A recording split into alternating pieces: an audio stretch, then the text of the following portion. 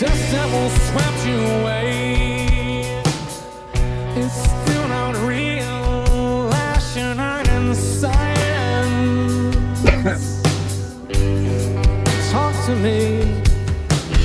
Dust devil swept you away. My recollections are all that's left of you.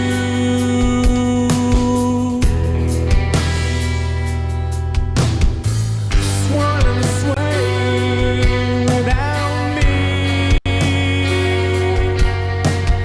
Dust devil swept you away.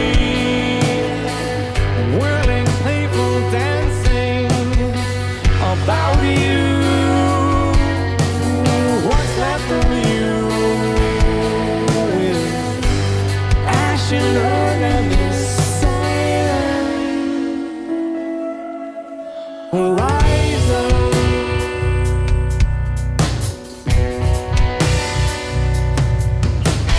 Dust devil swept you away. It's still not real. Ash and earth and the silent.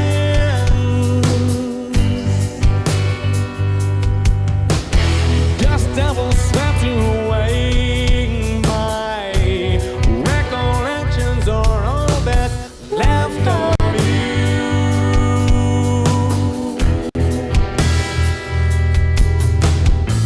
Swirling sway without me. Dust devil swept you away. Whirling, playful dancing. What's left of you is ash and earth and silent horizon.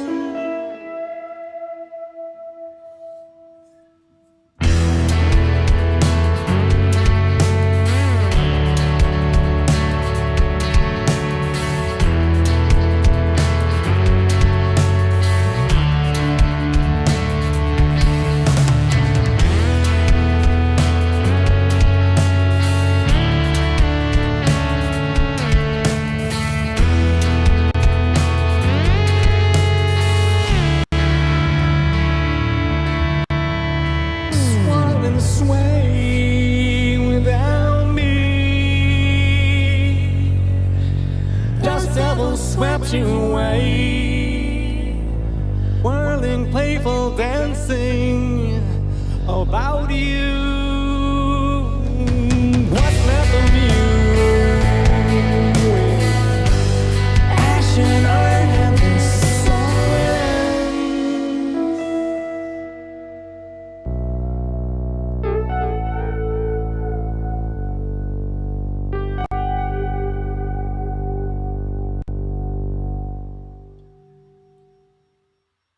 That is a pretty song.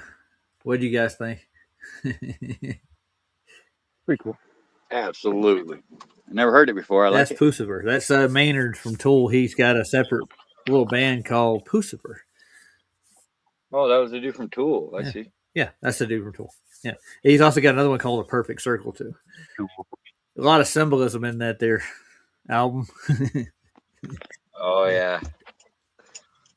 I was gonna let that slide this time. No, JJ, don't let it slide. You got to be on it, man. You got to stay on it. So you're working on the road. What town are you in? What's your address? What's your age? I am at Shill Avenue. Okay. Well, thanks for letting me know. I'll look that one up, see if I can find that place.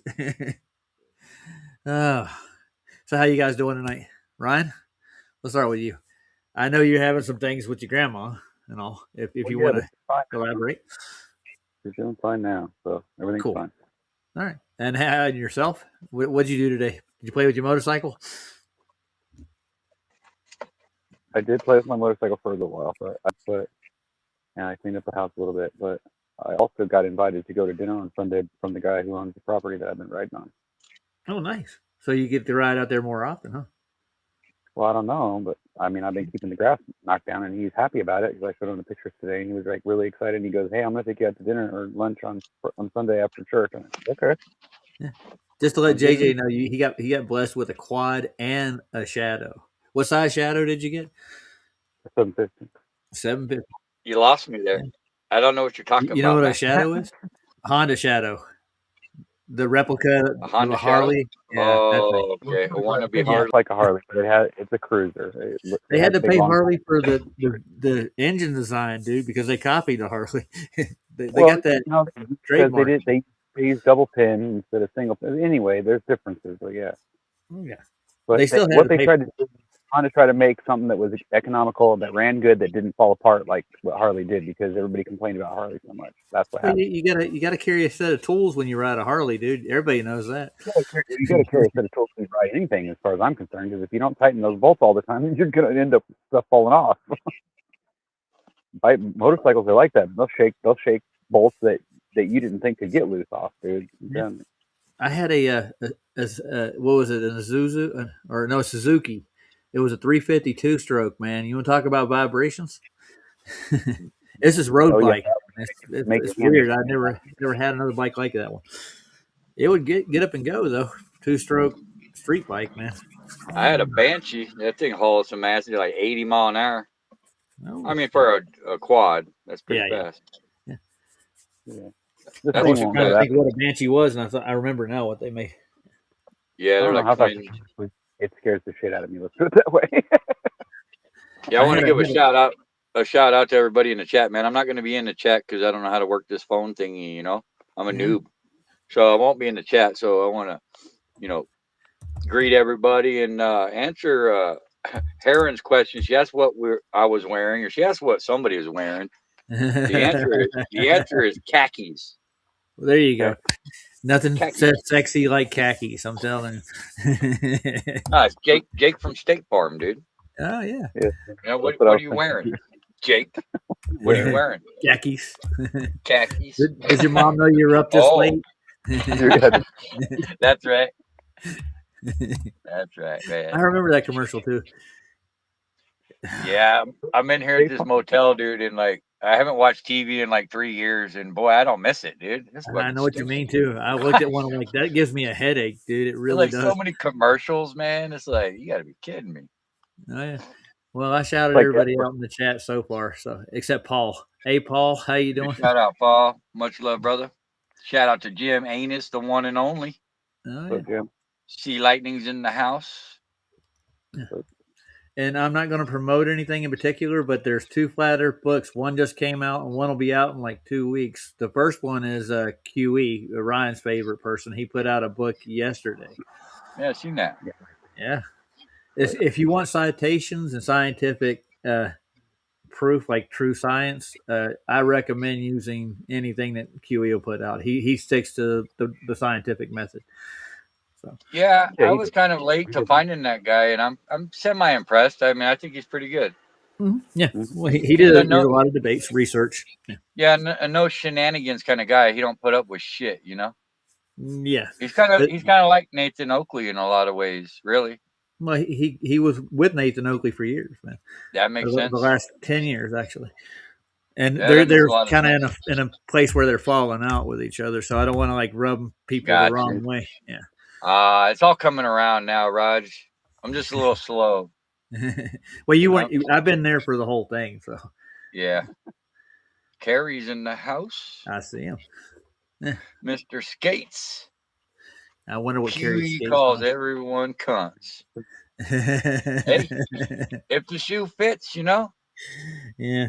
Well, Nathan also tells everybody a lot of other things too. He like, how do they taste? He's talking about something about, but he's curved that somewhat. But he goes off the handle quick, dude. Go ahead. Yeah, I like it. Yeah.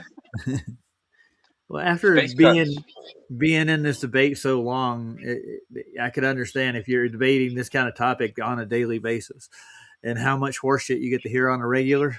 Yeah, it would make me kind of mad too. Yeah, eventually you'll reach a precipice, huh? I don't know if he's going to reach a precipice. He's a different kind of guy, but it's all part of his persona. I think he does it on purpose, for the most part. Playing a character. Yep. Well, he was trained in the theatrical realm, so he actually has a degree in it. He's pretty good at acting, you might say. Yeah. Oh, Kerry says he was lurking in Wichits briefly, and there's a lot of people still blinded by the vape sit, and that's absolutely okay. true, man. It's crazy. Yeah, But yeah, but I mean, a lot of people aren't either. You know, a lot of people see through his shit. yeah, it's that cult of personality thing. Once you start to Mhm. love somebody and listen to them, you know, you're gonna Yeah. buy into whatever they put out.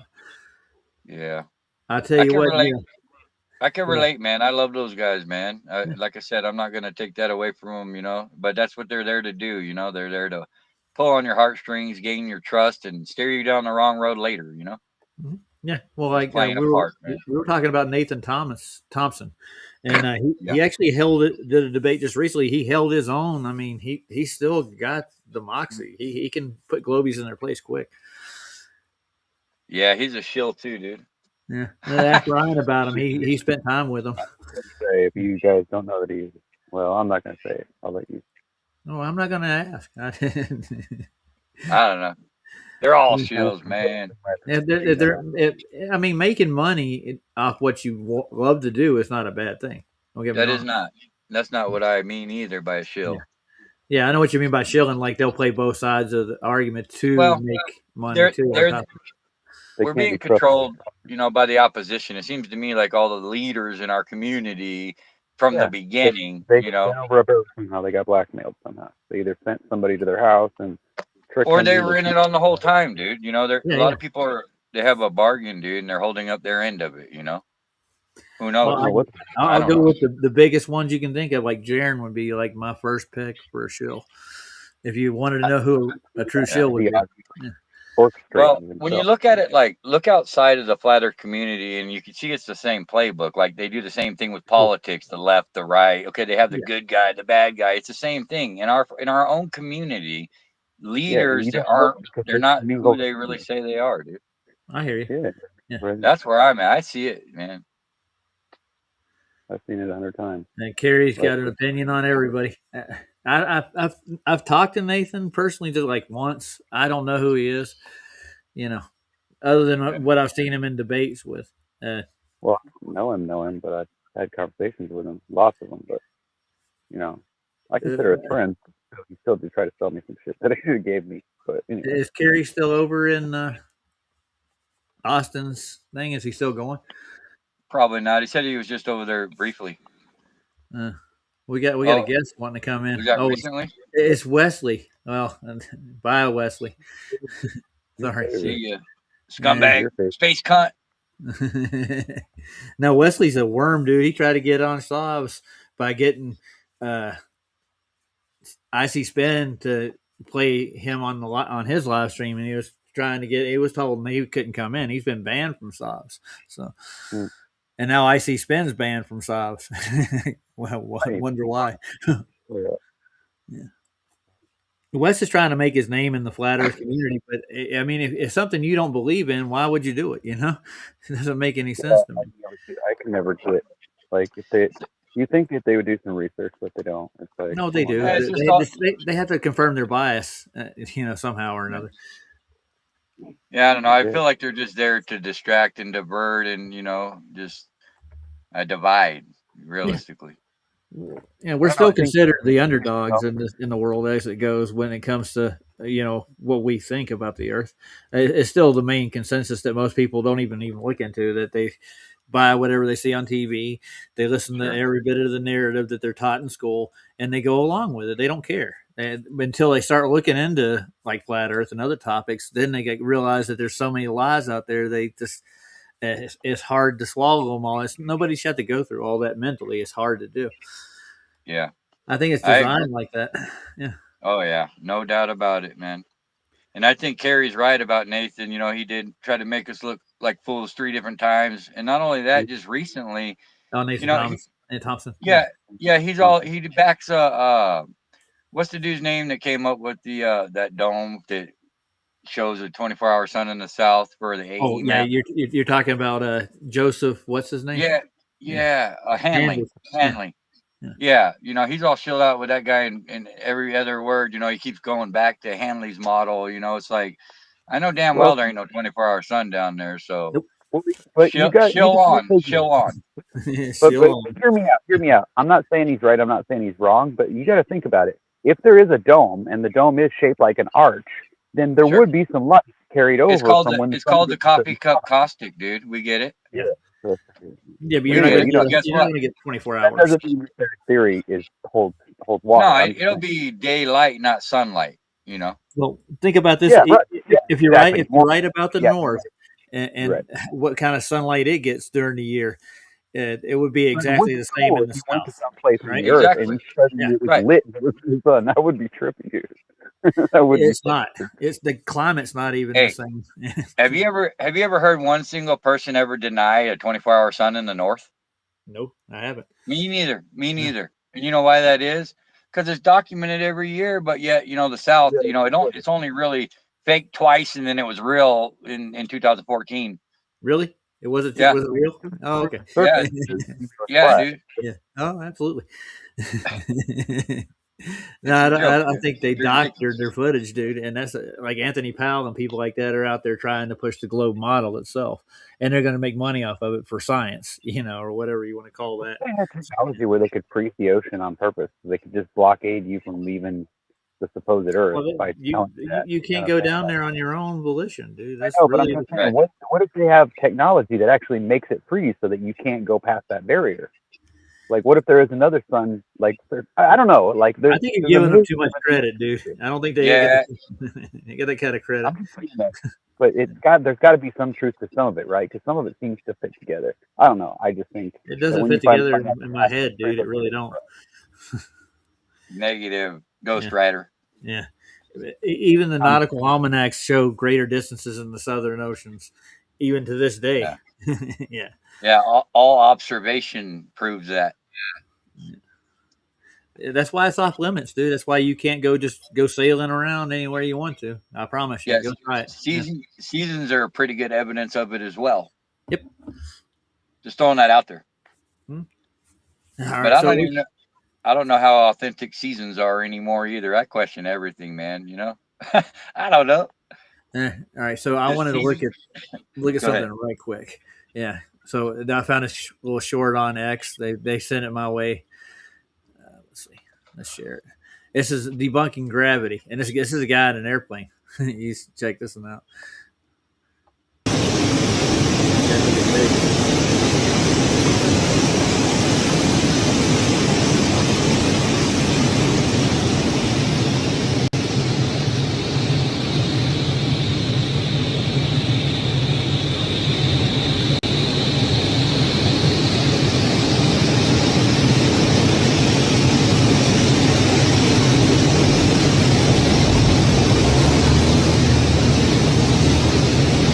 That was cool, wasn't it? That was crazy.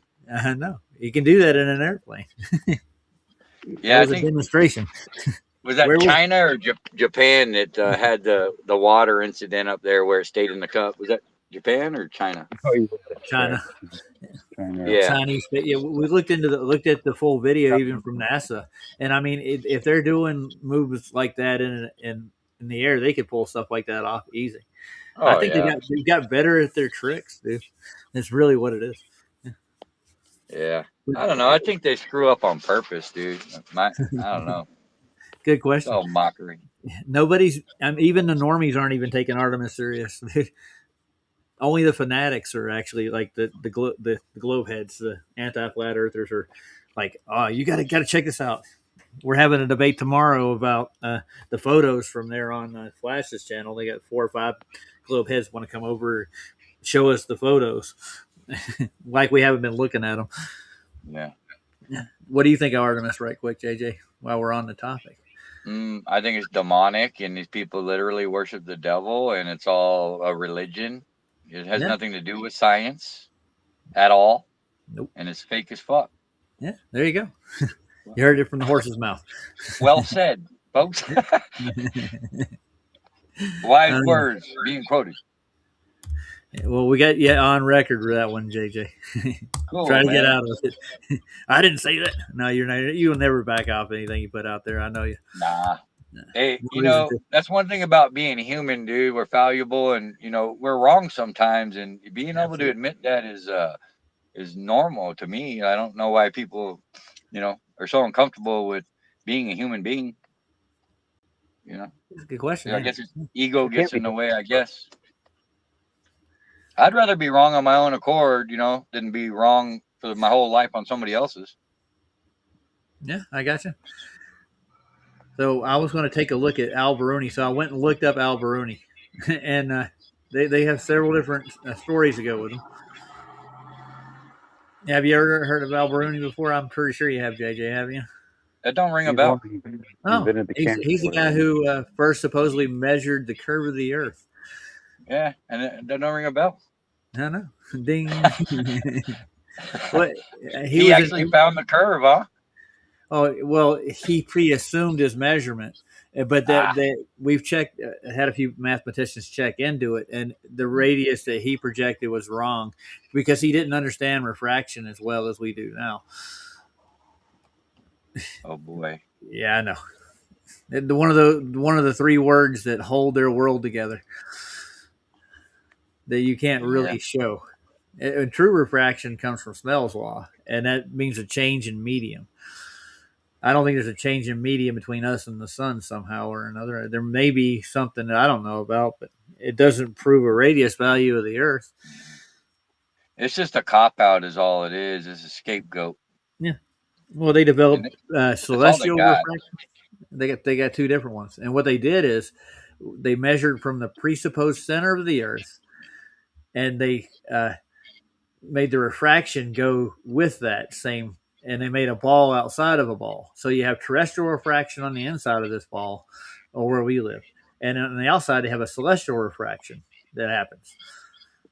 And that's what they put into their math. That's all it is. But once you work. Yeah. Don't forget about the elusive refraction. The elusive refraction. Yeah, that's legit. Okay. It's elusive as shit, dude. Yeah, it doesn't work on some days, so that's why I like the black swans, especially the good ones, the long range ones. They'll scream refraction until the cows come home with that shit too. But you're actually looking at that object. I promise you, it's not refracted over a curve. But they believe it, so. But we can actually take linear measurements and find out that it's at distance, and this is what we're looking at. You can probably walk there, and I keep you on camera the whole time. I guess you're refracted over the curve the whole time you're walking too. I don't know.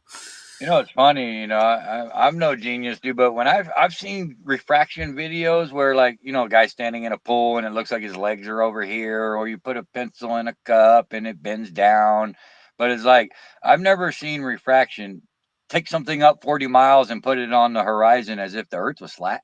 That's weird. That is weird. That's weird. I didn't even know it worked like that.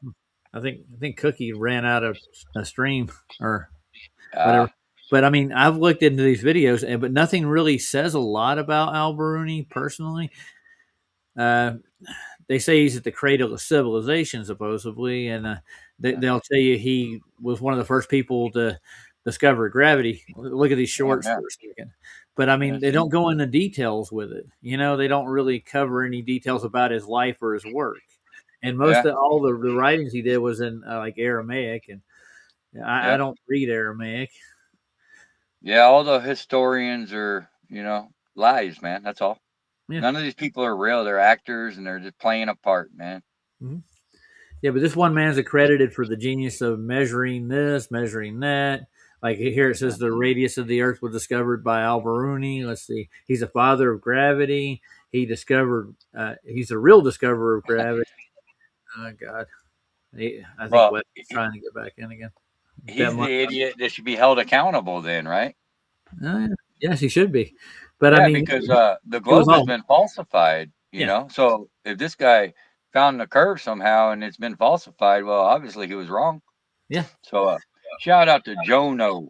Jono in the house. Hey, Jono. Yes, sir. How you doing? Big salute. So they're going to come defend Alberoni. All the chills are coming into Backstream now. I don't think anybody else is going to join us except them. So, you got to hear their side of the story right quick. Well, we can judge what we didn't ask them for their side of the story. Did you?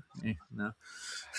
Nah, it's a broken record anyway. I mean, like, you can't tell me what their story is going to be, even if you haven't heard it yet. I know. We know We what we've the heard it all story. before, dude. We really have. It's blah blah blah. Regurgitate. Blah. Yeah. So I'm going to close the Google Meets for now. Bye, guys. See ya. Yeah, I'm just Space getting cunts. tired of hearing the doorbell ring. It actually has a ding dong. So I was going to look at some of these shorts, and then we'll start digging into what they actually claim he did. He actually used trigonometry to do all this stuff.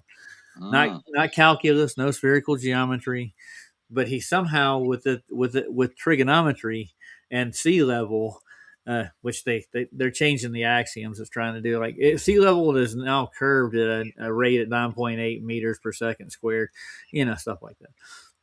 I think we should look at some of these shorts right quick and just you'll get a feel for it. Let's do it.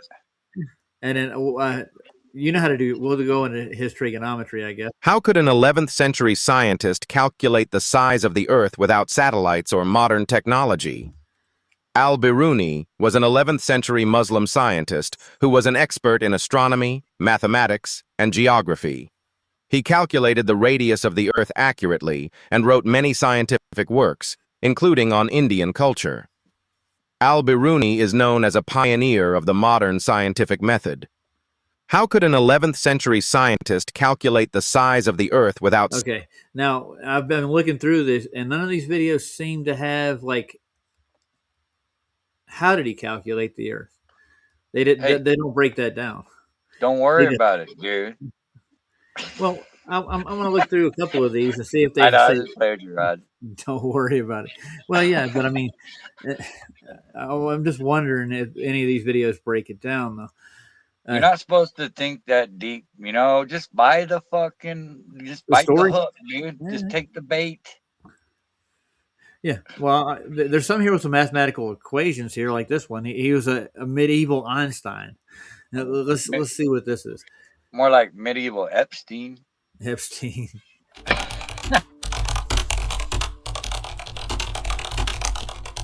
What if I told you that over 1,000 years ago, a man calculated the Earth's circumference with an accuracy that wouldn't be matched for centuries? Al-Biruni. The medieval genius you've probably never heard of, but absolutely should have. Okay. Born in 973 CE in what's now Uzbekistan, Abu Rayhan al-Biruni wasn't just a scientist. He was the scientist. While Europe was in the Dark Ages, this Persian polymath was revolutionizing how we understand our world. Today we're diving into question for you. What is polymath? Multiple maths? Is that what it is? Like polygods, polymath? I thought it was some type of amphetamine. It could be. Hey, look at me. I am science now. I am science now. Oh, okay. All right. Let's see what else they got to say about this cornball. All right. Incredible life of a man who mastered astronomy, mathematics, geography, anthropology. Okay, now geography. Now, geography is all done on a planar system, right? Roger. When are you going to learn, man? When am I going to learn what? We live on a spinning ball of water hurling through space at 66,000 miles an hour, dude. Yeah. So, I mean, like, you go out, you level all your tools as best you can to one level, and you map out a section of Earth, and you actually make landmarks. You find out distances to these places. That's geography, man. Right. Yeah. Flat. Yeah. Yeah. Well, science. I get you, man. Math. I use levels on a regular, and I know how important it is and what it consists of, and it's there's damn sure only one level, and it doesn't go around in a circle. Do you know about the what is it, the 6-4-5 rule or whatever it is, where you when you square a room, you take a square? Yeah. Okay. I thought that works. It makes it level, doesn't it? Yeah, you make it square. You can find square in the middle of a room. Yeah, easy. But I mean, that has to curve at some point, right? Negative, Ghost Rider. It would look weird if you didn't have them square, wouldn't it? Yeah, you probably end up eating whatever job you're doing. It's called failure because they'd fire your ass. Yeah, it's not going to turn out well. I can tell you that. Yeah. So I mean, if you have to build everything square and level in the real world, where would you actually find the curve? And NASA. No, yeah. They you found gotta, it, dude. you gotta take NASA like their god, though, right? You gotta treat them that way, whatever they say. So Yeah. Pass the collection plate, bro. No, yeah. Oh yeah. From we figured out how much we're making. They're making $80 a year off every individual in America. So, how much money is that on a year? Figure how A many. lot. What's the said populace of the United States? What, 6 billion or something? There's like 7 or 8 billion in the world. Okay, that's the world. Okay, what about the U.S.? Let's look that up right quick. Yeah, I don't believe any of their numbers, but I'll fancy the entertainment. Should I look up the census on it? You can. I think they're all full of shit, though. I don't believe their numbers, man. If their mouths are moving, they're lying, boy. They're lying. They even admit that they lie about their numbers, so they look more of a threat to their enemies. I get which, you. Yeah. Which I don't buy that either. But hey, lies on top of lies equal truth. So they got a meter that tells you the populace of the United States. Let's check it out. 320 million, says David Koresh. The today's note is 348, 710, 145. So let's times that times $80 a year. Oh boy! And guess what ad pops up with this? I get a telescope ad. That's weird, dude. Why do I need? If I'm looking at the population of the United States, and along beside it comes a telescope ad. Weird. I wonder if they're connected somehow. Yeah, I mean, doesn't it seem funny how like the Georgia Guidestones were talking about 500 million, right? But yet, do you honestly think there's 6 to 8 billion people? I think they'd probably have it a little bit closer to that number than you would think. Maybe not close, but like I don't know. I don't think it'd be that far off. Yeah. So I think what Al Baruni did was how there's what you call a drop over distance. Like let's say you're looking for a dip correction, right? So you're on top of a mountain. He measured the mountain itself from the go. This is how his radius test went. He went to the sea, got a level at the sea, and measured the height to that mountain, calculated that, and then he went to the top of the mountain and he pre-assumed what the radius of a sphere would be. He gave a number and he calculated that number from that. But his dip correction to the sea is what he found. But he made that assumption that was the curve of the Earth, because I guess he thought the mountain was the top of a sphere to begin with. I'm gonna figure out this math though. That's how it's done, man. That's how it's done. Is it? But I mean, mathematics. When you go out to sea, when they actually are at port, they figure out their dip correction, their height above the sea, to get their calculations at sea to find their GP, their ground position. Yeah. That's how it's done. How about demonstrating water convexing, a large body of water convexing at its surface at rest? Yeah, I can show you a Nat Geo video that says that doesn't happen. I'm certain it doesn't. It's never been observed, but yet they're going to measure a curve when it doesn't curve ever. There's never been any observation of it. No. And we can show this with the datum. Actually, that's what datums are for, to get an average, right? Across the sea, across large bodies of water, they have a datum. And I mean, if these bodies of water are still, that's what, if they wouldn't have to do this, but there are forces acting on the body of water, like wind, heat, cold. There's rivers flowing into them. There's constant fluctuation due to what they call tides. What they want to subscribe the moon to that, but that's been disproven already. The moon's not the complete antithesis of tides. I say. So I'm going to leave out. Well, I'm trying to put in the rest of this, the 156 part. Let's see. Let's times that times 80, right? $80 a year. We'll see how much money NASA is making off your taxes this year. Ain't making out my taxes unless you're counting the local taxes I pay for gasoline and shit. Oh no, you don't pay federal taxes or state taxes? No. Well, they're not getting any money out of your ass. No, sir. You should buy a NASA T-shirt just to make yourself feel better. You're contributing, you know. Yeah. They get 27 million. Is that all? Oh yeah, well, a little bit more. Probably I'd round it up to probably 30 million a year off of the taxpayer alone, and that's every year. I thought it was like 20 billion a year. Well, yeah, this is what gets taxed out of the people. They have a budget of, I think, 28 million a year. Huh. Because I thought they were getting like 60, 80 million a day, which is like 20 billion a year. That's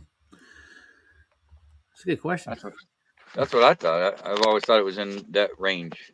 Well, we were just figuring out like what they claim with the percentage they take out of taxes for NASA out of the individual, and that's what we figured out. It was $80 a year.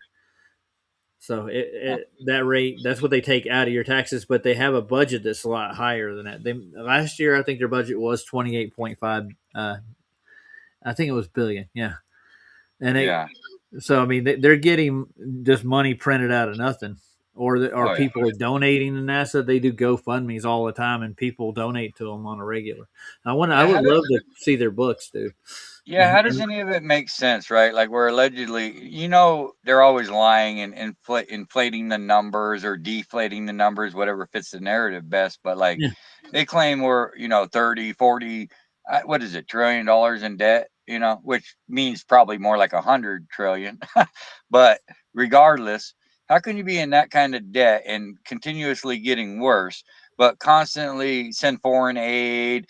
We pay for all of, what is it? The climate hoax and, what is that thing called? The whole fucking organization that runs the climate bullshit. Oh, the Paris Accord. EPA. Yeah.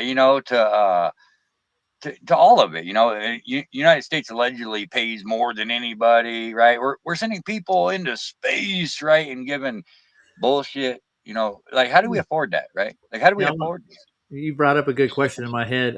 How much does the government spend yearly on stuff? That's what I want to ask next. So, what is the federal budget for the year? So, I'm going to look that up. So, all that money's got to be accounted for, and I'm pretty sure it is somehow or another. I mean, we're allegedly in the middle of a war, and that's the time to send astronauts to space. Oh yeah, of course, man. That's when nobody's paying attention. Right. We got enough distractions, the Iranian war, they've been escalating immigrant deportation. They're implementing ICE and all these other policies. So all this, like the eye candy with NASA and everything else, is just to keep you distracted while they just run to the bank with it again. And when they overdo the budget again, they can declare bankruptcy and bail out all the banks that are supporting all these projects. See how much they get for a year. So we'll see what the Fed makes in a year. I guarantee you that they're going to look at me like, why is he looking this stuff up? Yeah, I was told that taxes were voluntary, man. Mandatory donations. Well, now you're a 14th Amendment citizen. You know that, right? 14th Amendment? Yes. You know what the 14th Amendment is, right? But what is it? Oh, it guarantees servitude. In other words, they made it for the African slaves in America, but it's also included in your Social Security and everything else. It was amended to the Constitution, so they created you a legal fiction. You've heard of this? Yeah. Have you read Black's Law Dictionary? No, I read some of it. Yeah. I haven't read it. Yeah. Well, I think it's a good read. It's worth it. There's a couple other ones. There's Blackstone's. His law dictionary is really good. We've been talking about it over on Ryan's. They want my information, JJ. I don't want to give them my information. They already got it. Asking a question about the federal budget. If they want it, they'll get it. Yeah, they already have it, dude. That's what I'm saying, dude. They already got it. They're just seeing whether or not you're willing to give it. Yeah. See how compliant you are. That's right. They're giving me a Fails. phone number to call too if I want to know about the federal budget. They're not like volunteering, like, oh, this is what we spend in a year. I think they have an endless budget from what it looks like. Well, yeah, Well, money's fake, dude. I think money's an illusion, dude. I think it's made for the slaves, us, Yeah, and they that's get. what I was saying. Yeah, I think that once they make the deals, dude, and they get fame and fortune for selling their souls, so they don't have to worry about running out of money. They pretend like they run out of money, but I don't think they do. Yeah. Crashes is here. Hey, Crashes. He's saying it's all a Fugazi. Yeah. It's a woozy wazy, fucky, scary, dusty. I'm just rhyming this stuff. Yeah. They don't use I money, agree. no, but they make the illusion like you have to clamor for that dollar bill. Yeah. And they put pressure on you. If you don't pay your bills, they'll come get you. Dude. Yeah. Oh yeah. Oh yeah. No, we went down a rabbit hole. And they also want to, convince us that it's actually has value. There's nothing backing a piece of paper, dude. Nothing. And it's not federal and it's not reserve, yet it's called the Federal Reserve.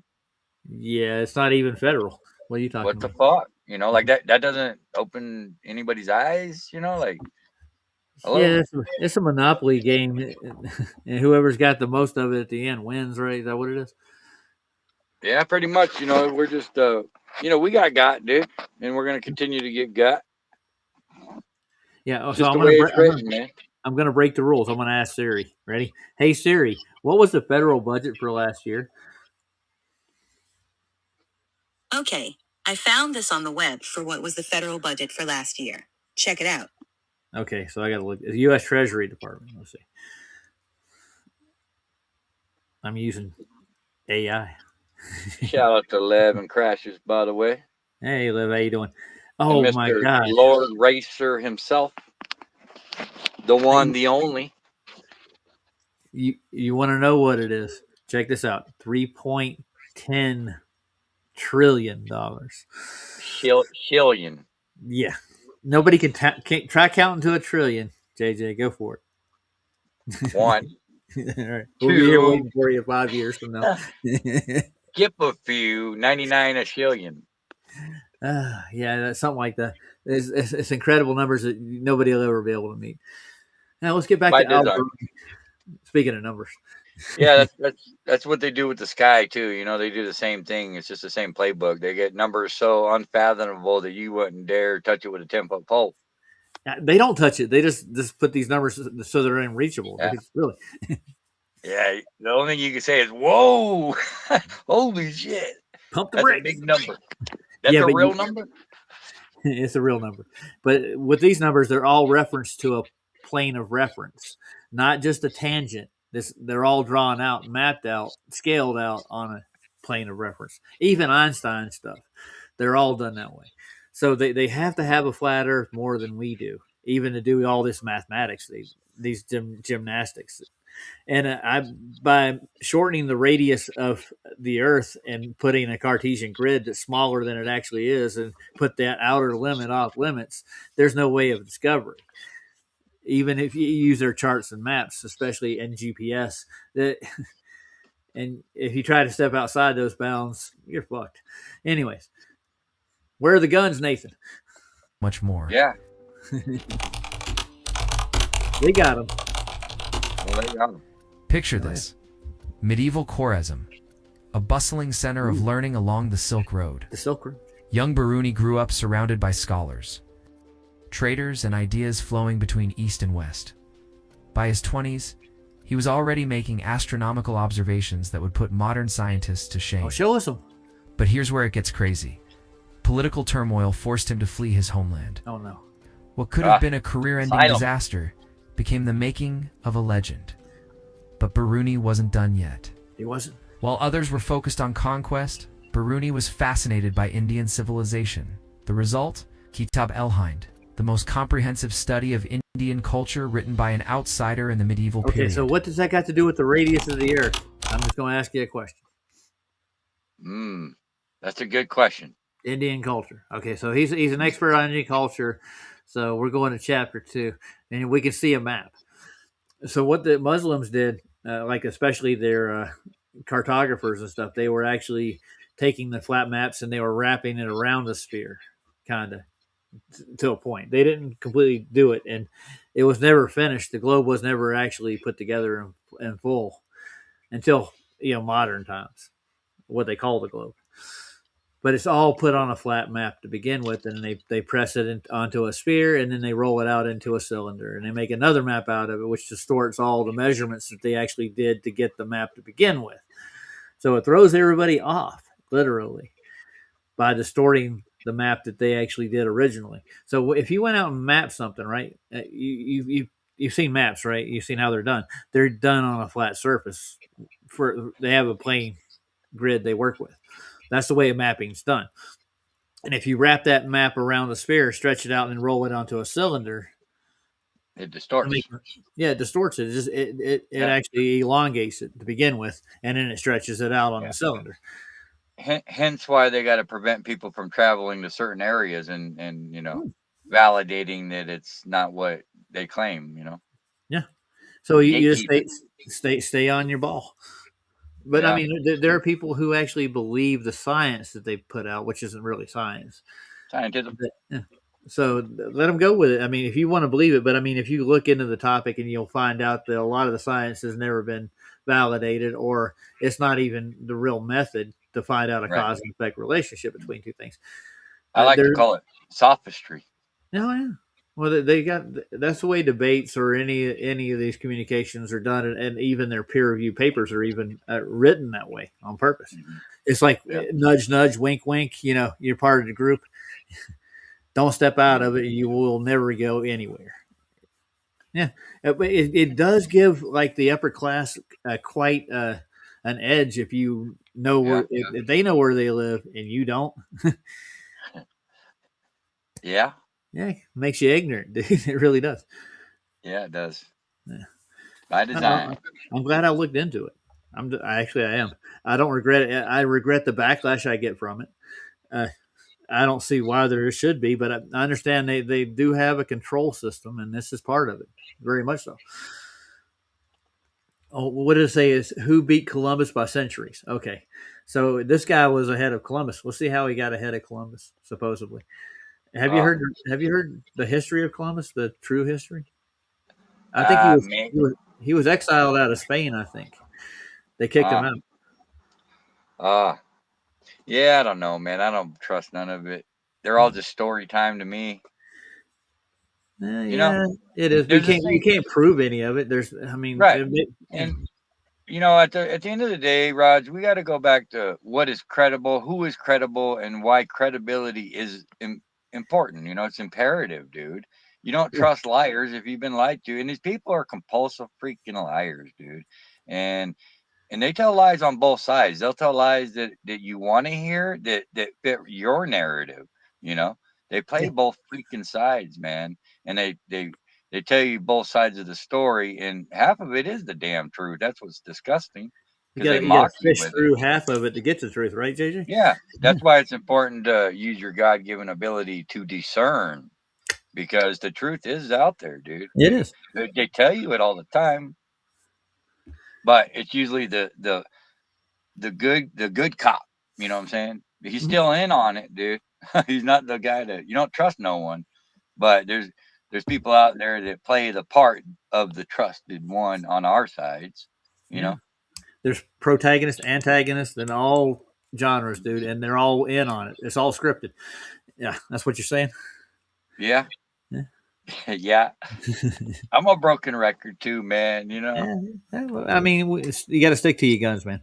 But with Columbus, I was going to say they changed his story from, he brought disease over and killed off all these Indians and enslaved them. But he was a hero back when I was growing up. He sailed the ocean blue and he found America. The first person ever. And then you start looking into that. No, he wasn't the first people to find America. There were people here.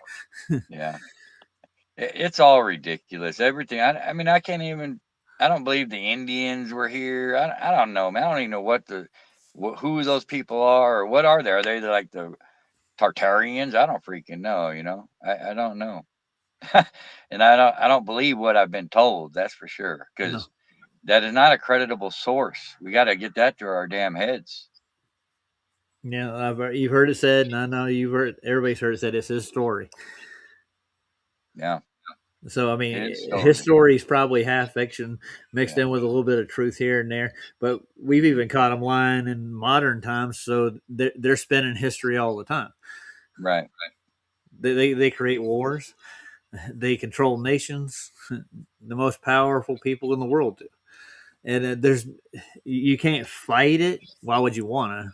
For one, but Yeah, point there's nothing that we could do at the end of the day physically. That's why it becomes a spiritual battle. You know, these are just the meat suits that we live in hell with. well, Apparently, they have meat suits too. You know, they're mortal just like the rest of us.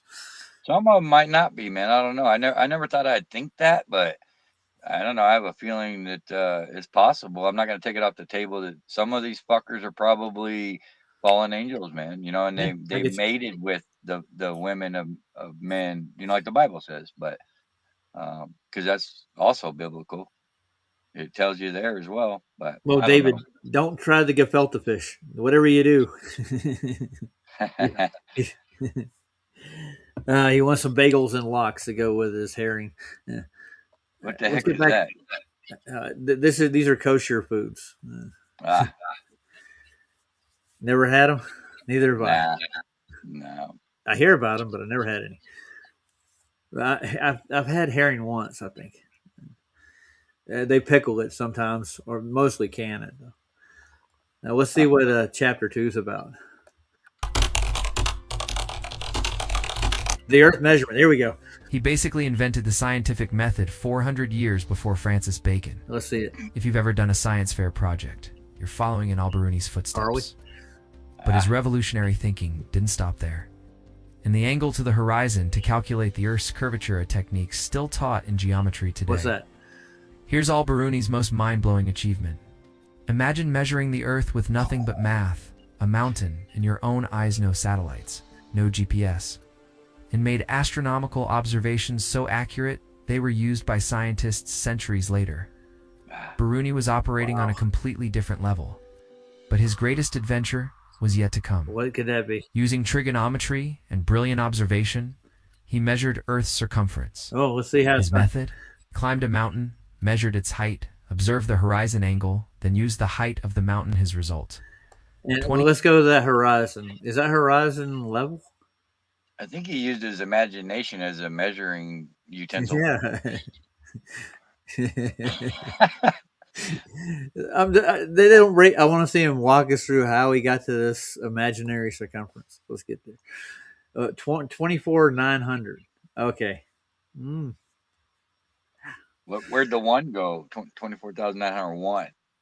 Yeah. They forgot a mile, dude. Oh yeah, but he was so close when he did it with his eyeball.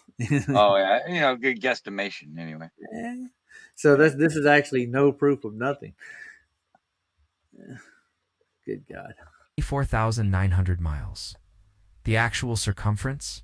24,901 Oh, there's miles. that 1 mile. Oh, There it you got That's it. a 99.96% accuracy Oh. rate using medieval tools. Can we Compare work that to on Columbus, who was off by 25% and accidentally discovered America because of his bad math. Oh, really? His methodological approach helped lay the groundwork for the scientific revolution. Oh, yeah. While his contemporary Ibn Sina became famous in the West, Biruni remained largely unknown outside scholarly circles. Next time someone tells you that Crazy. scientific thinking is a modern invention, remember Al-Biruni? The man who measured the earth with a mountain and showed us that knowledge has no borders. In an age of conflict and superstition, he chose Now, hold evidence on, look over at that picture. ideology. Understand What do you see there? I think he needs to use his trigonometry to show that sun is local. Yeah, I think so too. I mean, that looks like a local sun to me. I'm just throwing it. It looks a little crepuscular. Yeah. Even when you get up higher in altitude at level, the angle to the celestials does not change. And they can't explain that on a sphere because it wouldn't work on a sphere because the higher you got above it, you would actually have to change angles because the center of the earth comes out at an angle. Do you understand what I'm saying? I do. Yeah. So this is all horseshit. But Yeah. And explain hot spots. You know, how do you get a hot spot from a 90 million mile away source. Well, it could be any distance as long as it suits their purpose, and what it Yeah. suits their purposes in creating the spherical grid system that they call the globe. And they tell you about it, you're on it, but it's all measured flat. So sad story, but it doesn't confirm anything at all. And I'm not looking to know what the distance of the sun is, but there are people that are better with math that actually, even Alan, he's saying that it could be around 8,000 miles from the surface. He's trying to get a good average on it. The only way to test it is to go around the Earth and actually take that same measurement follow the sun's path with it. You'll actually probably get a solid. I happen to think it's probably a lot easier than they make out. You know, like it wouldn't be that hard. I wouldn't think. I might just be dumb and ignorant, dumb flurf kind of thing. You know, but to me, it's like I don't know why you can't just triangulate that and easily find the height equation. of it. Yeah. They don't seem like it would even be difficult. They do shit all the time and reach and presuppose all this shit, but they can't just be honest about that. Probably the simpler equations are probably really the answer. They probably complicate it on purpose, so it makes and they'll call you stupid. Exactly. I agree. I think that is the case. Oh yeah. Peter W. I don't think it would be hard to figure it out. I really don't. Me neither. It ain't that damn far. It's right there, man. No, you can see it. And those are incredible distances they always hand out. I think that it's magnified to a point because of just the atmos conditions, and maybe there is a barrier between us and the luminaries that I don't know about. From what I can see, there might be one. I can't say there is for sure. I can't go, oh yeah, I know this for a fact. You know, right? But at least you're honest about that. You know, they can't even do that. They can't just be like, well, we really don't know. Have you ever heard NASA say that? Yeah. we don't know, man. No. That don't happen. No. And like even with the proponents, like the trolls, they'll tell you like, well, we know this because we sent a satellite there, or we actually bounced radar off of it. But I heard IC Spin say this the other day, like we bounced radar off the sun, but we really didn't bounce radar off the sun. But the thing is, for a gas to have a surface, it has to be like a solid. You know, it doesn't work like that. Does he got a mouse? Does he have a mouse in his pocket? Because like we did this, we did that. Like, yeah, you didn't do shit, bro. You didn't do nothing but regurgitate a bunch of lies. Yeah, consensus you ain't papers. Bouncing shit off of it. Yeah, I know. It's just a light in the sky, man. Go bounce something off the light in front of your face, and it don't work like that. No. It's just a light, man. It's a light in the sky, luminary. Yeah, don't know what it is. I don't think it's physical though, but I don't know either. You know, I don't. Yeah. I'm not going to claim that I do. Yeah, the best way to do it is start researching this yourself. Probably, maybe we need to go back to exploring the world instead of just accepting what we're told about it. Yeah. Just say I'm gonna end up dropping here. I don't know. I got 6% battery and I got it plugged in and charging, but it's just dying. Because you're using Restream, that's why it's taking a lot of data, man. Yeah, but I got 6%, baby. You haven't got kicked out yet, and you're on your phone. You got a good phone, JJ. Yeah, it's doing all right. This is the first time I ever actually even used it to go on a stream. Cool. Well, this is an inaugural voyage for you on your cell phone. Yeah. Christen it the Captain JJ. That's right. We haven't had anybody in chat so far. Nobody's over here trolling. That's weird.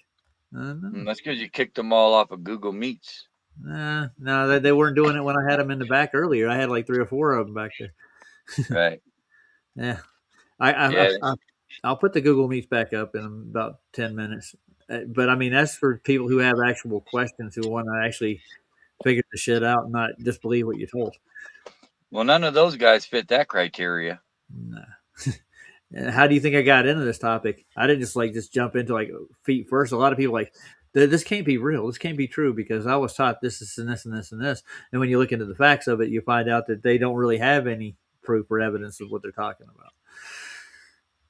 Yeah, that's an eye opener when you get to the realization that that's actually the case. Yeah, and having an inquisitive mind is not a bad thing. I don't think. I think God gave us that on purpose. Yeah, Keep It's sharp. important, you know. You don't use it, you lose it, you know. And they got us in a place of complacency and ignorant to where you're literally being dumbed down constantly. Oh yeah. Same with our children, you know. They're born being dumbed down, and it's a crime against humanity, man, to say the least. Yeah. Well, I was always kind of a rebel in a weird way. I've always were a asked rebel? questions. Yeah. Yeah, But I'm not. I don't have a clue anymore. yeah. I'm You quoting lost Tom it, man. Petty. You I'm a had it, and you rebel. lost it. I know. But if you don't use it, you lose it. I can testify that on many different levels, dude. That goes with That's anything, you know. Yeah. Just like your muscles, you know, if you don't use them, you won't be walking for very long if you don't, you know, use those muscles. Your legs will shrivel up, man. They literally Exactly. really will. Yeah. Your brain's no different, man. If you don't exercise it, it goes to shit. It gets weak, and it's like a muscle, dude. In my opinion, Yeah. I I'm agree no with brain surgeon. you. You're not a brain rocket scientist. Yeah, that thing. It's not rocket science. It's not brain surgery. What is it? It's a rocket appliances. Oh, okay. Rocket refrigeration. Oh, did you Yeah, hear that's about the ventilation system on the shitter on the so-called Artemis? I think it backed up, you know, and all those screws that dropped down there came out. Nah, this is what happened, JJ. It froze up. In other words, the vent actually froze solid. So they have no ventilation system in the shitter. Yeah, cool story, bro. Yeah. Well, you know, there's an emergency on the ISS station, and I've heard this said several times, but it's been averted, or you never hear anything about it after that. They had a micro meteor hit the ISS station, but you never hear what happened after that. That's it. Yeah, bounced off, man. Oh, of course. They Or got Don good Pettit was there engineering with on that some- thing. Yeah. There's a lot of good engineering goes into the ISS. You The know best. that The best. You know, NASA has 12 FX studios or so. Why does the space agency need an FX studio? Well, if I told you, I'd have to kill you, Oh, okay. and you wouldn't understand anyway. Even if I did, you know, you're just a Damn. conspiratorial flirt. Oh, okay. That's what it is. All right. Yeah. Well, I'll keep that up. Yeah. Just ask a Glober, dude. They'll tell you. Yeah. I had a guy ask me this, like, how do you think they got 3D shots from the Artemis for the moon? I'm like, I don't know. They probably have a rendering software and a studio system where they can actually make it look real. I don't know. It could have been something like that. Yeah. No way. Yeah. With that kind of budget, they could have anything they wanted, dude. Talk about, you know, fallacy land and just, you know, false dilemmas, you know, like just acting like there's only one possibility or something, you know. Yeah. It's like, it's just fallacious, man. Just get over the fallacies, guys. You know, We've caught them in so many things so far. So what makes you think they're not doing it this time? You know? Yeah, it cracks me up with NASA too. It's like, you know, going to space is pretty adult thing, right? Like it's not like a child's play, right? Like why do they always treat us like children and bring out the toys every time they go to space? Yeah, that's a good question. You know? Ain't it? Why They're don't trying you to just act like appeal a freaking adult when you go there? They're trying to trigger those emotions you had going, third grade class and seeing that solar system for the first time. You know, you got to keep the kids convinced because they know damn well they can't convince us. So yeah, well, we've looked into it. That's the problem. Yeah, we question their authority. No, I don't believe in their authority. Let's put it that way. Yeah. I'm down to 2% homes. I'm just letting you know. All right, I'll JJ. probably just get kicked out of nowhere. I'm gonna stay on until I get booted. Well, we'll see how long that lasts. Let's time it. All right, let's get back to 10 minutes to understanding the rest of whatever the hell this is. Al Biruni. Over judgment. Chapter 3. Al Biruni. Then the Indian wait, expedition. There's more. When Sultan Mahmud of Ghazni invaded India, Biruni tagged along, not as a warrior, but as a scholar. He spent years learning Sanskrit, studying Hindu and Buddhist texts, and interviewing local scholars. What makes this incredible is his approach. Instead of judging, he observed. Instead of dismissing, he tried to understand. How do you know this? Well documented, man. Oh, okay. Al-Biruni didn't just study the world, he revolutionized how to study it. Good He idea. insisted on direct observation over ancient texts, mathematical proof over philosophical argument, Good call. cultural understanding over prejudice. Mathematics proves He it. calculated the speed How of you light being quantify it, faster than think. sound, determined that the Indus Valley had once been underwater. No way. His works covered Wait a everything from minute. the Medutic canon on astronomy So to the book. if that was underwater in like other regions in the world, do you think that would constitute like this huge flood? Maybe. Perhaps. You ever heard of this place? Yeah. Weird. So he didn't confirm any of pseudoscience's claims. There's, I don't think they claim a flood at all, do they? Probably not. That's too No. biblical. Yeah. That's too godly. I don't hear anything in like their ancient history. Like they have like an asteroid hitting the earth, killing off dinosaurs. They never mention the Great Deluge and anything. The only the biblical and the scholar text from every culture mention this some reason, but modern science doesn't make a claim on it. Yeah, the moon's a chunk of Earth as well. Well, no, their story now is Theia became the moon. It deposited a molten iron core in Earth. They changed their story, huh? Yeah, well, they've been changing their story since they've had one. But that's why they're so wishy-washy. Science doesn't prove things. We're discovering new things, and it changes everything all the time. The never-ending story.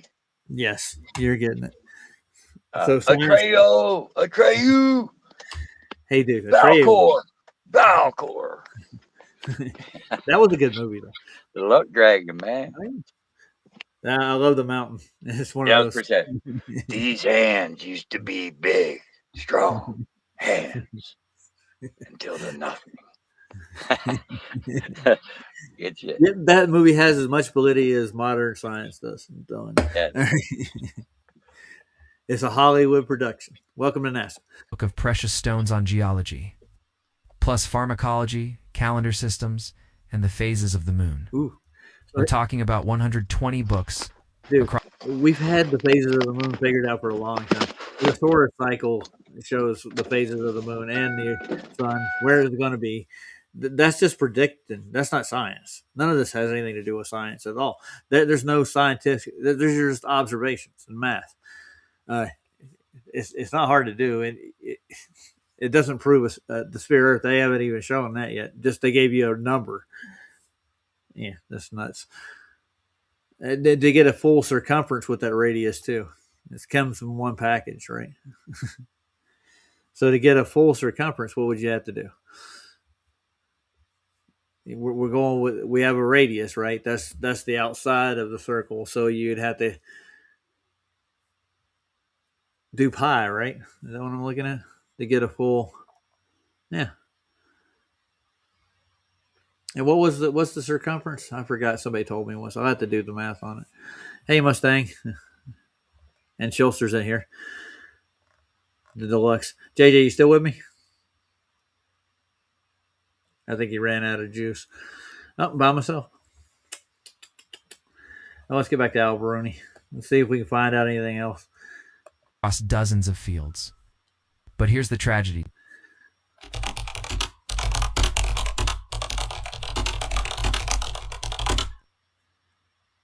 So why haven't you heard of this genius? Al-Biruni's story got lost in the shuffle of history, but his influence was massive. His works were translated, studied, and built upon by later scientists. Please, share what the scientists are and who they are. Al-Biruni proved that curiosity, precision, and open-mindedness can overcome any obstacle. Al-Biruni didn't just measure the Earth, he measured the limits of human curiosity and shattered them. Doubt that. What other forgotten geniuses should we cover? Hey, Derek. Drop your suggestions in the comments below. Hey, How's it going? going good, good. JJ just dropped out. He ran out of battery. Yeah, no, I suppose so. But yeah, if he's on his phone, yeah, you gotta keep that thing juiced, especially if you're on In camera. Restream? Yeah. And Restream will eat your battery up. Yeah.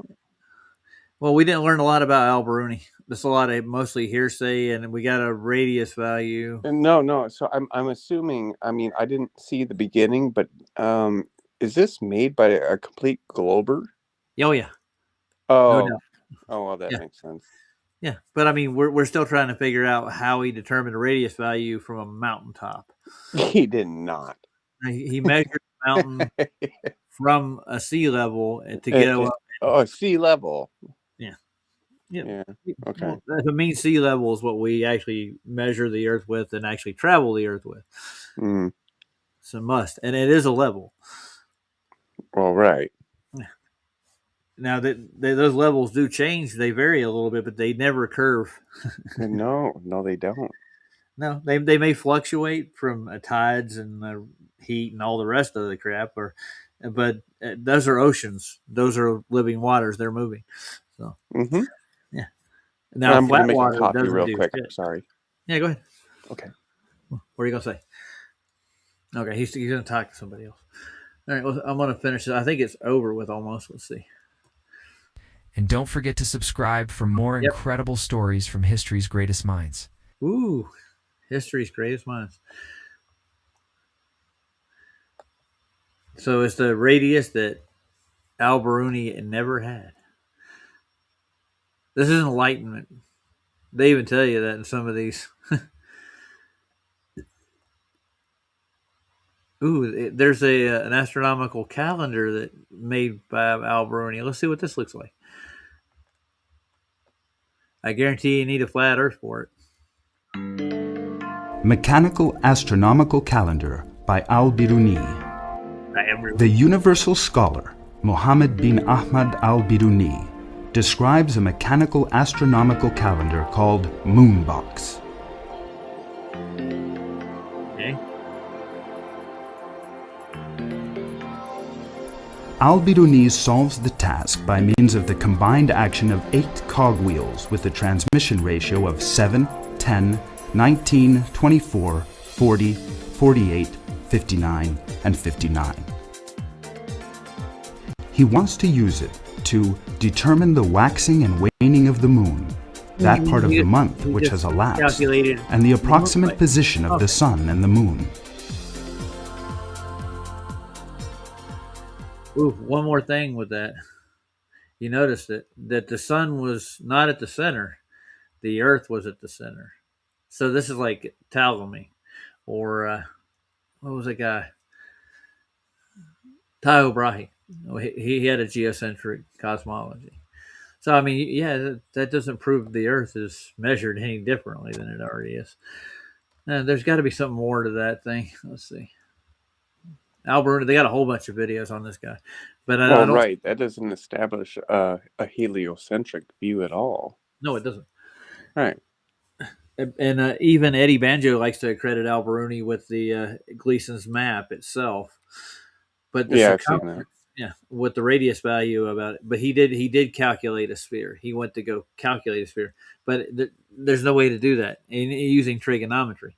I don't think you get a full radius of the Earth from the center point. You'd have to find out where the center of our Earth is.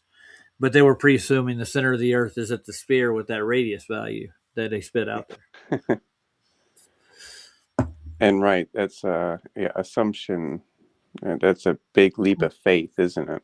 They did the same thing with that experiment when they tried to prove gravity for Newton. What was it? The mountain in Scotland. They actually and like, I'm sorry, but I'm pretty sure the scientific method involves no faith at all. Oh no, they have faith, dude. I hate to tell you that. Oh right. They have a faith in science, which doesn't prove anything. And Ryan, they call science anyway. Yeah, he won't stay. Sit. There he is. Hey Ryan, you're back. I'm back. Thank you. You are back. Good. Well, did you see QE put out his book right yesterday? Ryan, I mean, Ryan. You told me earlier. Yeah, you. I was talking to Derek.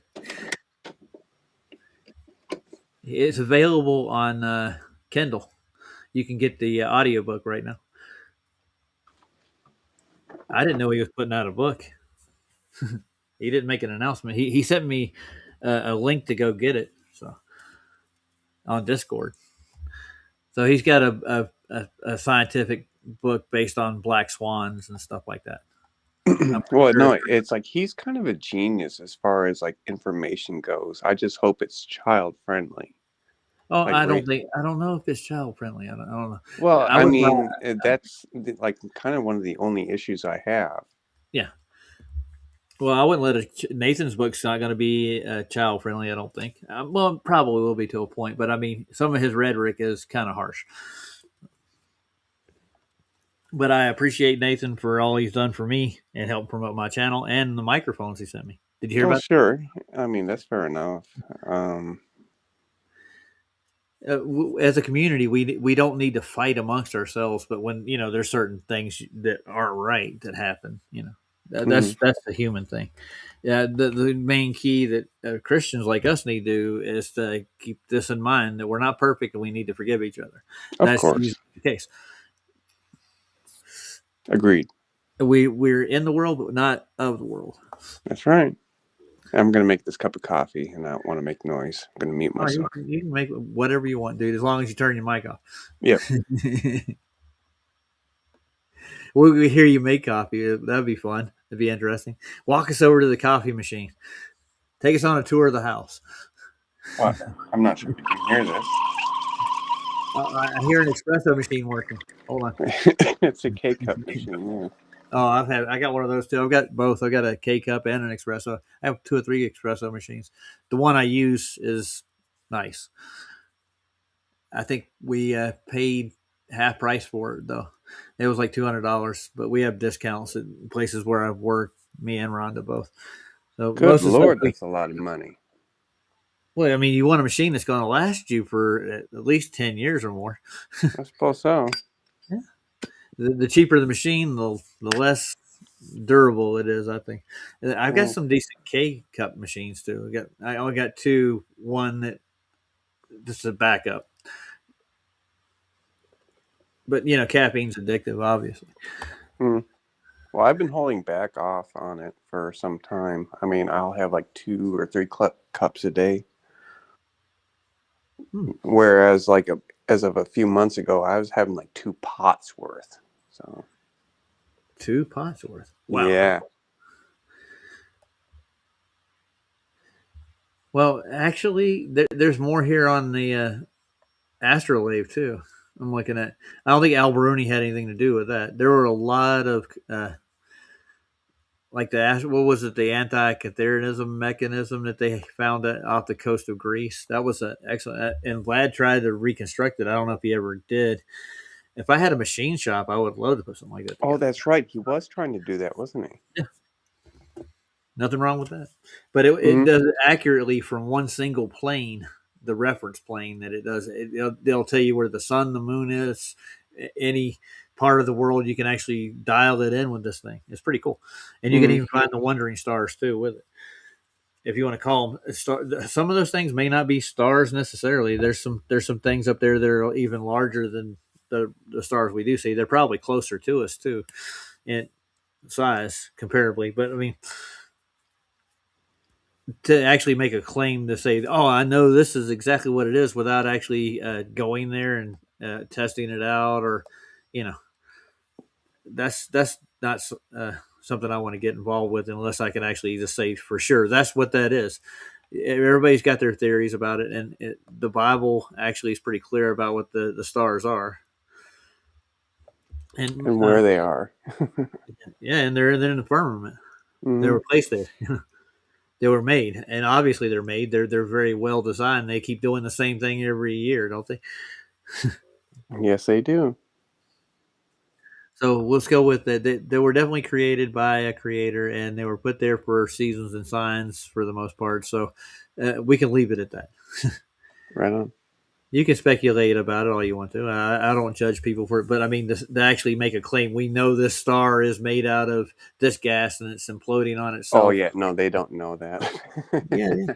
Well, they teach it like it's a fact. Right, I know it. I grew up with that, man. Yeah. So that's a religion in a way. 'Cause, I mean, if you step out of line, then you can't have a job in astronomy or anything else. That they'll run you out of your career. And they'll defame you real quick. I've seen it happen already. the sky clock. Yes, that was happening 30 years ago. Yeah, I'm pretty sure it'll happen today if you were like a flat earther and you were actually a cosmologist, and if you were actually doing cosmology based on flat earth principles, and you actually posted a paper. I'm a flat earther. I'm sure we don't know what these stars are. Yeah, they would definitely get rid of you. Well, no, they are hostile to anything related to a creation. Yeah, I can testify to that. Mm-hmm. We had an atheist come in flats today, and we're debating morals and where you get them from, and I was going into what a justices and the way that you view law in the world, and what juries would actually do, and how they determine innocence versus guilt. And he kept cutting me off before I could even finish a sentence, man. Yeah, but I mean, atheists, they either talk over you, or it's like the Globers. They have, it's like the Brenda mentality. I have morals, but I'm still an atheist. Well, I talk over everybody, but that doesn't mean I'm atheist. No, you don't. But I mean, like, And if no, I'm Ryan, debating, you don't talk over if you're everyone. debating somebody on a platform, you do not talk over them while they're making a point in the debate. You're presenting your side. And so while you're doing that, this guy cuts right in, and I said this out loud, like, I have to go. This guy's going to keep talking over me every time I try to make a point, and like, there's no reason to even do that. That's one-sided. He wants to get his point out before you get your point out, or even rebut your point. He's just going to just talk over you. That's a debate tactic. So Right. the audience That doesn't is a hear debate your tactic. side. They want to bury your argument before you have a chance to say it. Yeah. And Flats made the point for me after I left. I was like, I can't do that. I kept doing it over and over again. Like, dude, you won't even let me get a word out. Just like, I'm done with it. I know.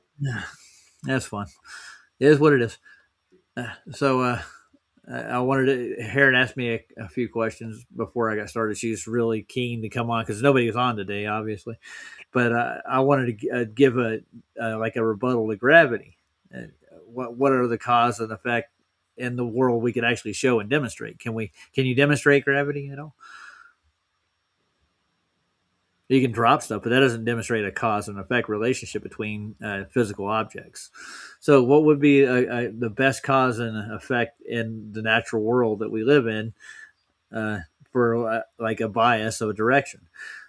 And I think Shank the Globe actually made a good video, and I wanted to play it. I want to top this off, so I'll be playing that. It's about heavy magnets. Before there was anything proposed about gravity, people believe that the Earth had a permanent magnet, so that would affect things, and it affects everything in nature. A permanent magnet would actually either repel, or because of the elements that are in everything.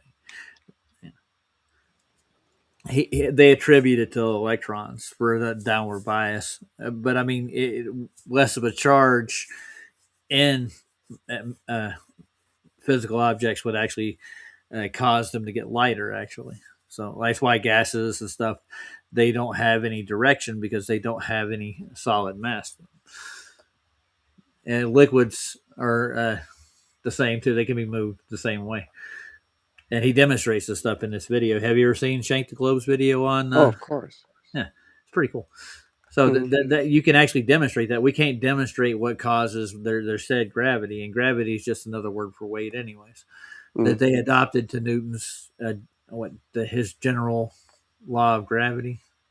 Everything that has mass has gravity. It's like everything that has mass has weight.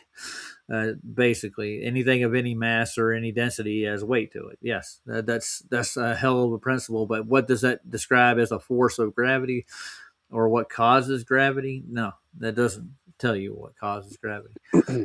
And I mean, even from a Glober point of view, which I used to be, it's like, why do you need to pre-assume that this gravity thing is taking place in an environment in space that you can't prove exists? Yeah, that's why they came up with Einstein's fourth dimension. Yeah. A theory is proof. No, it's not. Yeah, right. No, that's the real issue that they have. Like, no, yeah, theories are not proof. Well, they still teach Einstein's theories in school now. Well, they still treat him like a genius, and he's not. No, he was a mathematician. That's Yeah, just like I think Al a Bruni very was smart just one, but no, he didn't make any breakthroughs. He did no experiments. He had no. nothing to really speak of. Where's that experiment that proves black holes exist? Yeah, right, right. How do you prove that? Oh no, you can't. You have to imagine it first, okay, and then assume it's real. Well, yeah, that like I think I've heard Nathan put it this way: it's a mathematics that were developed in the imagination of Einstein, and that's all it is. Imagine he was imagining himself next to a black hole, and he's watching all this stuff, but he's never actually seen it, and we never actually have discovered such. But it's still taught as a science. I don't get it. It was taught to me back in high school as a fact. Like, no, it's not. The absurdity is just outrageous. So yeah, I'm or gonna double go see standards, really. Go ahead. Sorry. See if there's any more videos on Al Bruni that I missed, because I mean he was touted to be the genius of his era. Yeah. So he's got a thing called there's another physicist who challenged him. Supposedly, they don't look like they're even from the same era, neither. They got principles and stuff. Nothing there. The next videos that come up are earwax from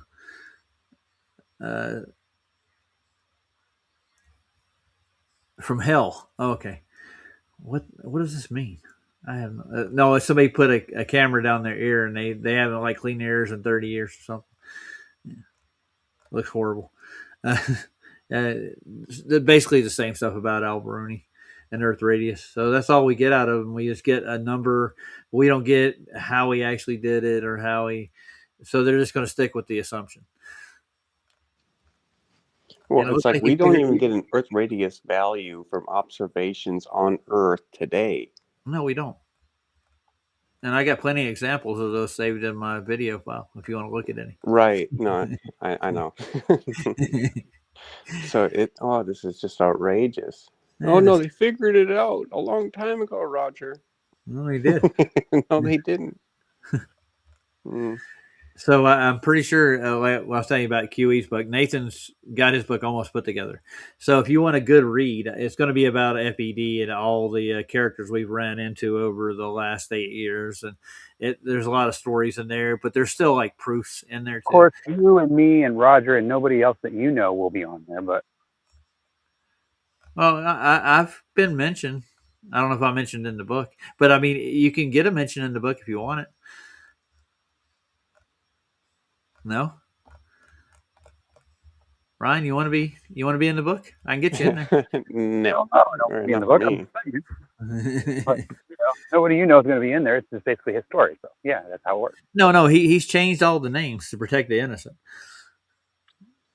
Well, in other words, everybody's because, under like a pseudonym. They're not going to be under their name. Yeah. That's cool. So but you know who they are when you hear the story about a guy who measured Coriolis effect with a gyroscope. Right. You know who he's talking about. Or the guy who actually flipped over and changed sides in the middle of the debate for money. Yeah. Like or those guys. Yeah. Those we know them personally, so yeah, we do. We kind of do. We've talked to them on several occasions. Yeah. So my legacy I'm going to leave the world is to disprove the TFB experiment completely. So if you want to call it an experiment, the observation is what it is. Yeah. So if I get to Antarctica, and I'll do a live stream for you all, folks, and I'll leave this Earth knowing that nobody was lied to. That's it. Well, we've been lied to. Did was lie. Yeah, I know. Yeah. So no, they'll never let you go there. But talking about it is still good because you can say they're not going to let me go there. But if I get a job down at the South Pole, how are they going to stop me? Yeah, no, they won't even let you clean up trash there. No. Well, they got jobs for kitchen work. They got tool maintenance for the sleds and stuff. I mean, if I get a job doing that, I'm not going to go down there wearing a badge. And no, last I heard, you need to take a test as far as like what you believe. Like if you're a Christian, it's a no-go. Really? Huh. Yeah. Well, maybe I'll tell them I'm a Muslim. No, well, even that they'll probably say no. You kind of have to be up in the air, like, well, I'm not sure what to believe or something. Well, I'll just and then tell maybe them, they'll take you. I'll tell them I'm a new age atheist who's open-minded. Yeah. Well, you shouldn't have to lie in order to. Well, I mean, do something that's true. To get down there to do this, I hopefully, if I've applied for the jobs, they don't ask for the stuff on the application. But I mean, I've done a passport application. They didn't ask then, but I don't know if they're going to ask on passports. I can go anywhere with. Well, no, like what I'm talking about is if they're actually seriously considering you. So what if they actually look at my application like, oh, we're going to take this guy down here. We need people to work this year. Mm-hmm. They'll start asking me questions like, what's your religion? Yeah. Like an interview. Okay. Well, like we have your resume, we have your application. Now we want to talk to you type thing, but it still has to be filled out on paper first. None of the applications that I've used for ALI, which is the logistics company that hey, Kimry, how you doing? That actually will put me to work. They haven't gotten back to me. I haven't used my resume. I have built a resume online, so I'll start using that for the application because they'll ask you a question. Do you want to use your resume? I got to go dig it up. It's on the cloud, so I can use my resume and see if that changes things. If I get any replies back on it. I mean, I've got a long history of like kitchen work. I've got mechanic work. I've got telecommunications work that I can actually on my application that I can actually use as a reference. I can use that resume. Maybe it'll get me in quicker because I'm just filling out the application and putting like the recent employers and stuff like that. Well, you're doing your due diligence as far as trying to make your way out there. I know that. Well, I'll just step up the game. I think I've made 12 applications to the ALE for a kitchen, a mechanic.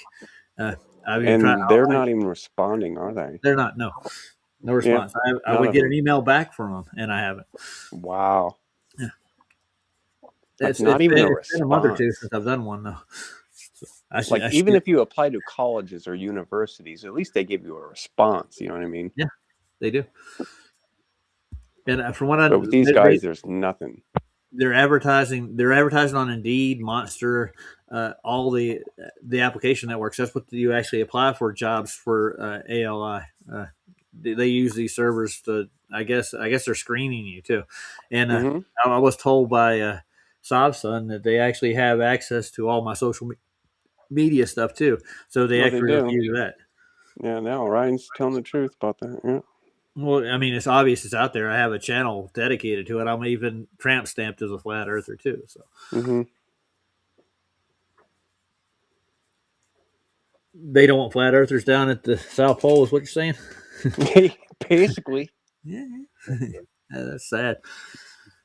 Yeah, they don't even want you cleaning up the trash or doing kitchen work or nothing. I can't do the scum jobs, huh? Yeah. No janitor work for you. And no custodian. I spent 8 years in it, and we're not. I did that job for 8 years. I worked for a company called Pinnacle Janitorial, and we're called technicians. They actually have a technicians for each department. They have a bathroom technician. They have a floor technician. They have a vacuum technician, and even a trash technician. Mm-hmm. Yeah, and any other work that we do on the side is called detail work, like wiping down handles, kick plates, doorknobs, polishing brass or any trim work or anything. We did all that stuff. And we even had a windows department where we did skyscrapers and stuff. We do high rises, clean windows. I actually have done all the departments there, but I became the head of the floor department. So I learned how to do all kinds of floors, everything from VCT waxing to hardwood floor finishes to polishing concrete, marble, terrazzo, any hard floor What's your surfaces. Walmart application? It's hard work, dude. Promise. But I mean, when you go in and polish a marble floor, I mean, real marble, true marble floor, there's a technique to it. You've ever been in a building that had marble floors? They have to be maintained too. They have to keep that polish on them. Otherwise, sure, like the state capitol. Yeah. Yeah, we actually take these diamond fin pads that they're pressurized, and we just use straight water, rinse them, and then we have a sanitizing solution that'll it kind of just neutralizes anything on the floor, and then we just grind it till it polishes, literally till it shines. Marble does that on its own. You can even do the same with concrete. Have you ever been in a Walmart? Well, yeah. You ever seen how it's got a shiny floor? That's concrete.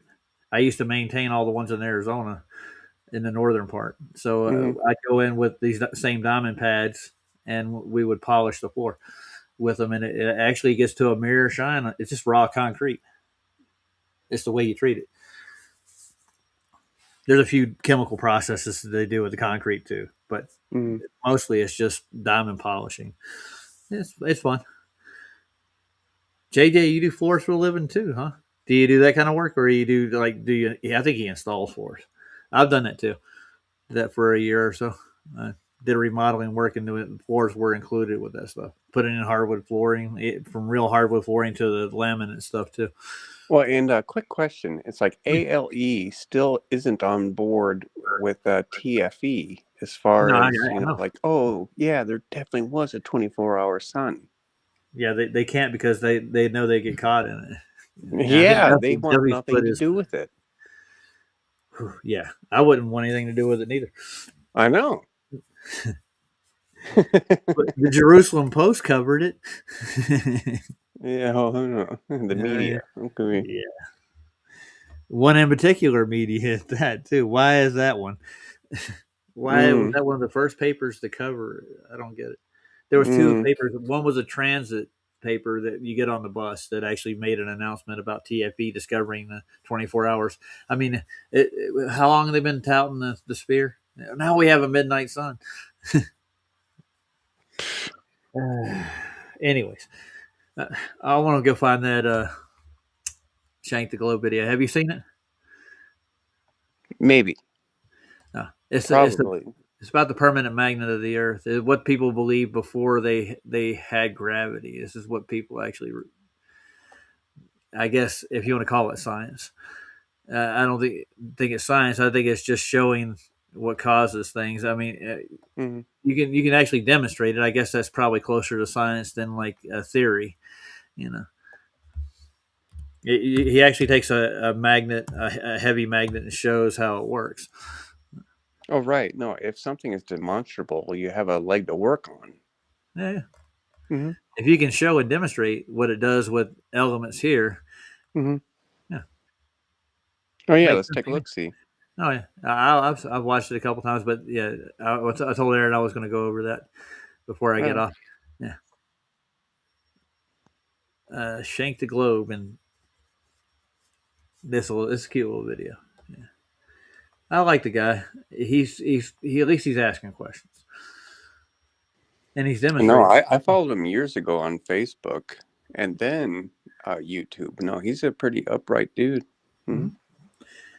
It's diamagnetism is the term that he uses, but I think he demonstrates it more than just talks about it.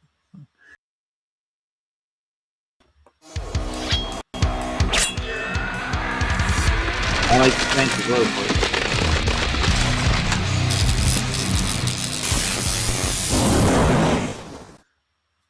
Gravity is diamagnetism.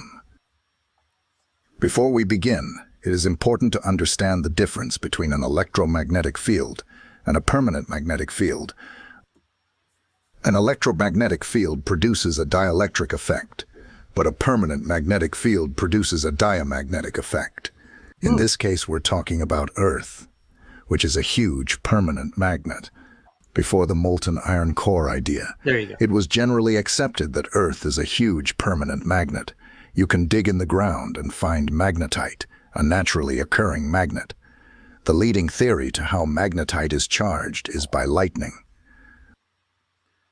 And we do Everything get that. on Earth is diamagnetic. That means the electrons in all matter are repelled by Earth's permanent magnetic field.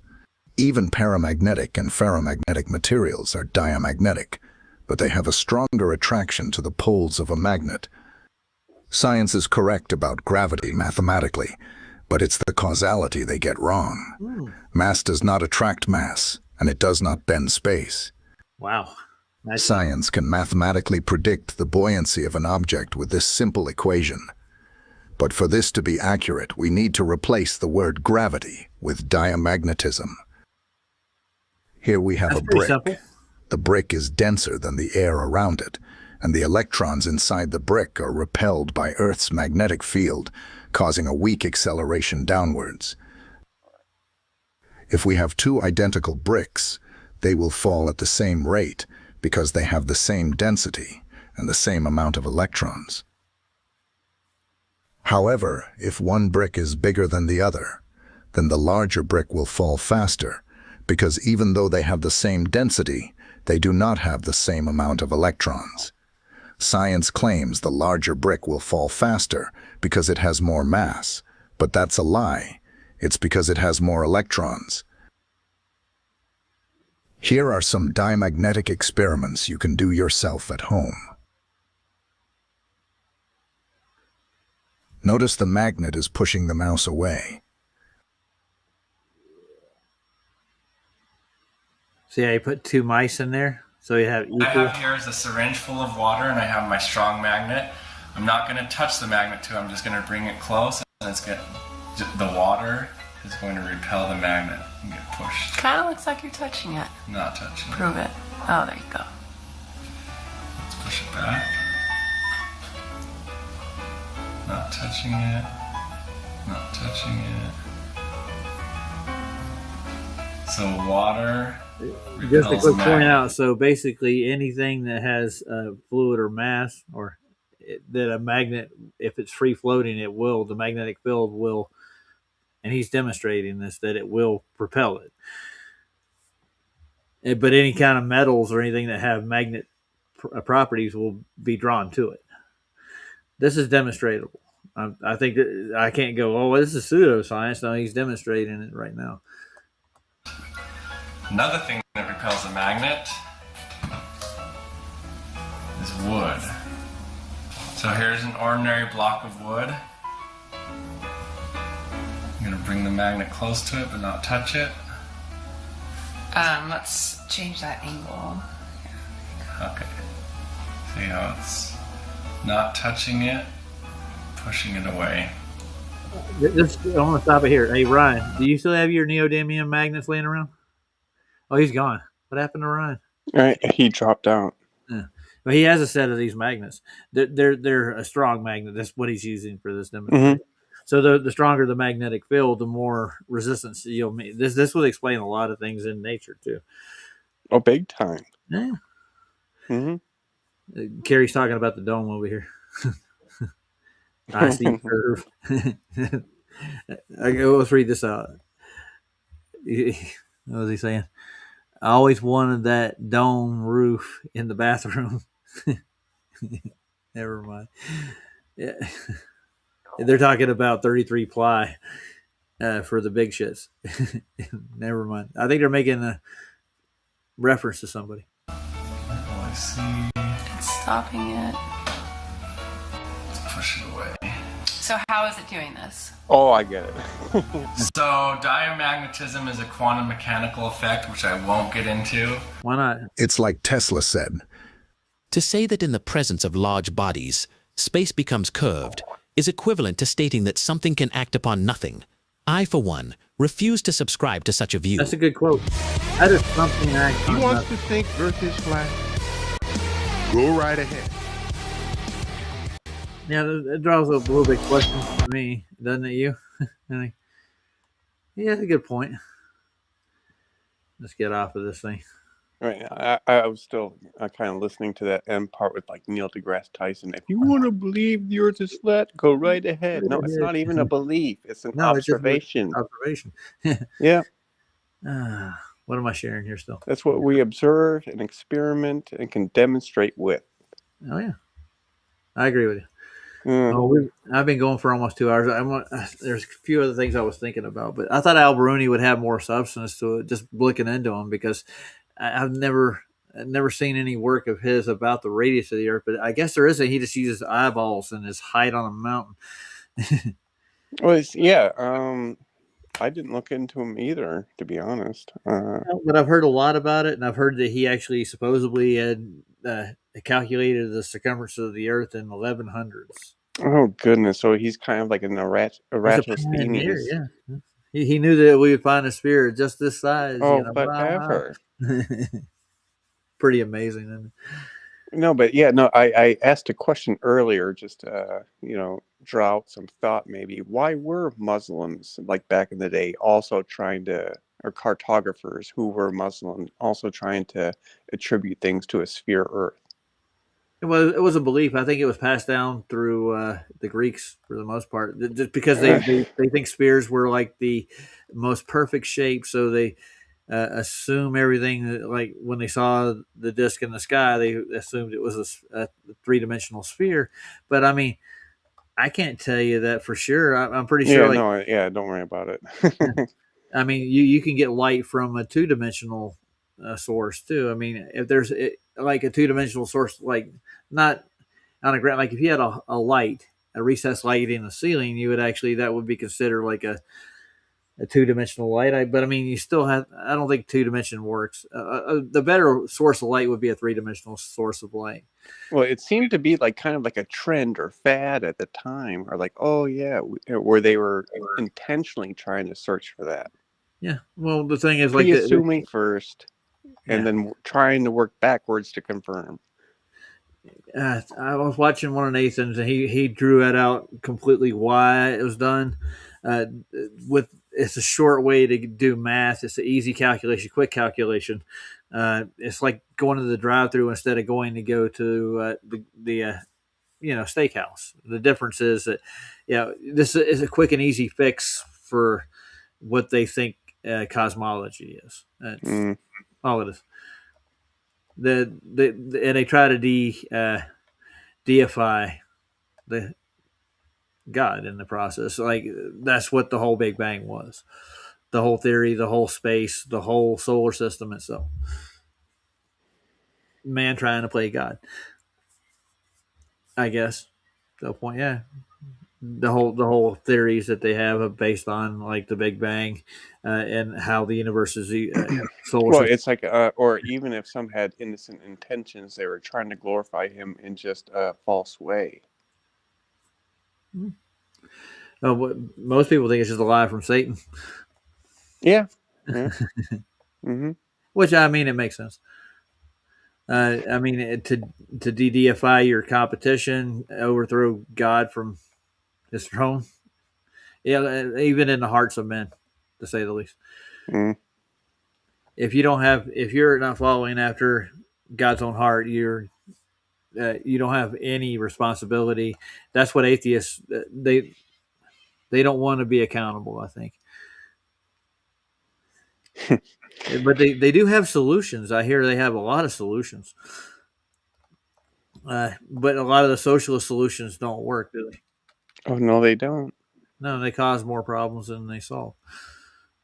And well, I can relate to not wanting responsibility, because that's a heavy burden in some ways, because you actually have to be responsible.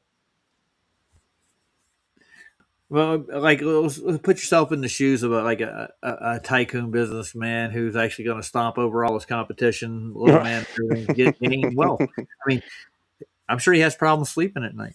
Let's put it that way. Well, there's no rest for the wicked, Roger. And I hear money doesn't grow on trees. And that's right. Well, it's not supposed to anyway, but with our currency, apparently it does. Yeah, I was just quoting a song. Have you heard it?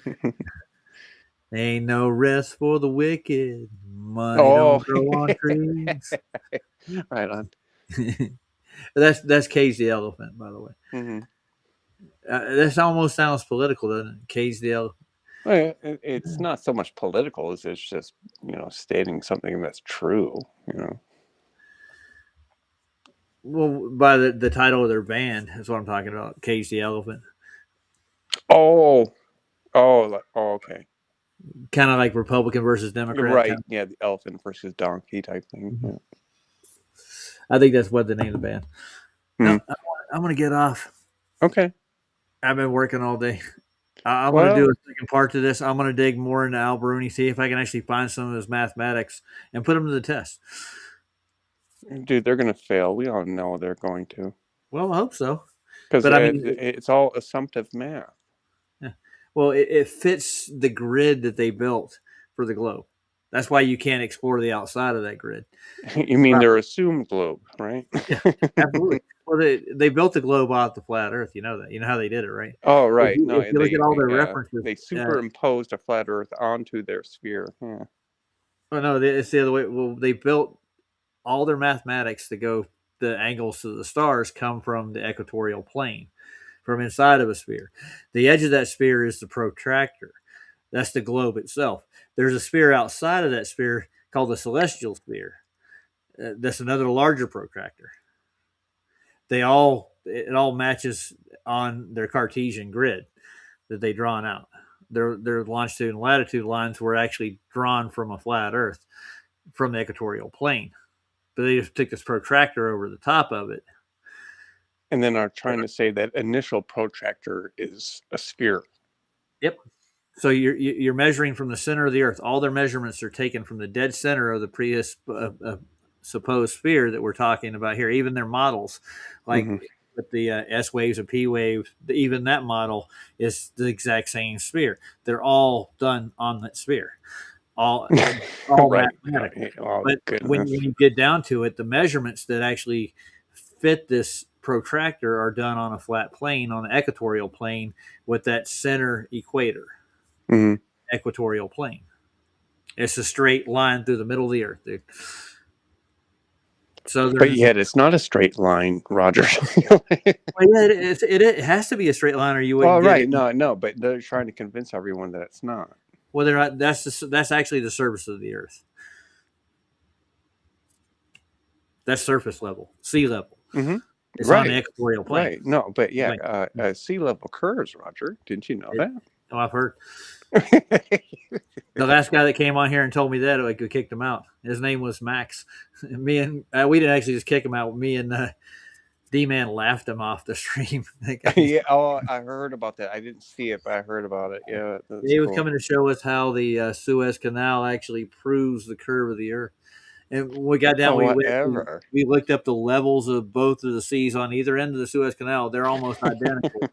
And I was like, well, so how do you assume that the canal is, because there's no locks in it. How do you assume that shows the curvature if both of the seas that connect this canal are at the same level? He's like, well, level curves. I'm like, we just like, okay, no conversation. It curves at 8 inches. It's called level because it doesn't curve. So when you get that horizon mark, it's always even east to west. You don't see it. Never. I'm done. Right. All right. I'll let you scoot and get some good rest, Roger. Take care. I was done with that conversation. Take care in the meantime. I will, man. Okay. Yeah. I'll do some more research into like his mathematics. I put it when I get. And I'll be doing another couple applications, and I'll actually use my resume maker to do this, and I'll put it together. Maybe I'll even pay for. I don't have recording services on Restream. They want extra money for that. They do. Yeah, I can record on StreamYard. I don't have a subscription anymore. I canceled that, but they give you that in the package. Like PJ, maybe I can go over to PJ's and record some. Me calling ALI and doing applications. I just wanted everybody to see that I'm actually physically doing it. Well, I know you're doing it. Well, I haven't. Like I said, it's been a couple of months since I've done an application with them, but I haven't heard back with from the PJ, applications maybe. that I've done. Hmm. Oh, did you see my microphones before I go? Did I see your microphone? Yeah, Nathan sent me 2 microphones. Oh yeah, yes, I did the other day. Yeah, I got an omnidirectional one, and I got a replica. I think it's a Beatles replica, like Japanese made, but it's like the same microphone that the Beatles used to do their recordings with. Okay. No, it looked pretty cool to me from what I saw. Yeah, yeah. Nathan's been flogging microphones for the last year. You know that, right? Wait, do I know what? I'm sorry. Nathan's been flogging microphones for the last year to supplement his income. Yeah, he's selling microphones on eBay. He's buying like the vintage microphones and the studio grade microphones and selling them. Mm-hmm. Instead of asking like his patrons to send him more money necessarily to pay the bills, he's been actually proactively selling microphones. That's a good show character, I think. Yeah. It is. Yeah. It's generous. Yeah. Huh. He sent me one. He sent one to Ironworks too. No, 007. That's what he sent it to. 007. He sent one to. He was having problems with his microphone. So I mean, if you're doing podcast or YouTubing, Nathan's got a few microphones left that he'll send people in our arena if you need a microphone. All you gotta do is ask him. Well, that's cool.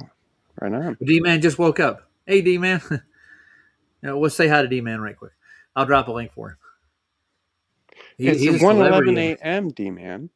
Yeah, whatever. Do you think time's... All right. No, I'm not going to give him crap because I'm usually asleep by this time. So, D-Man, if you want to come up, there's a link. Anybody else in there, if your name's not IC Spin or Monkey Cat Pat,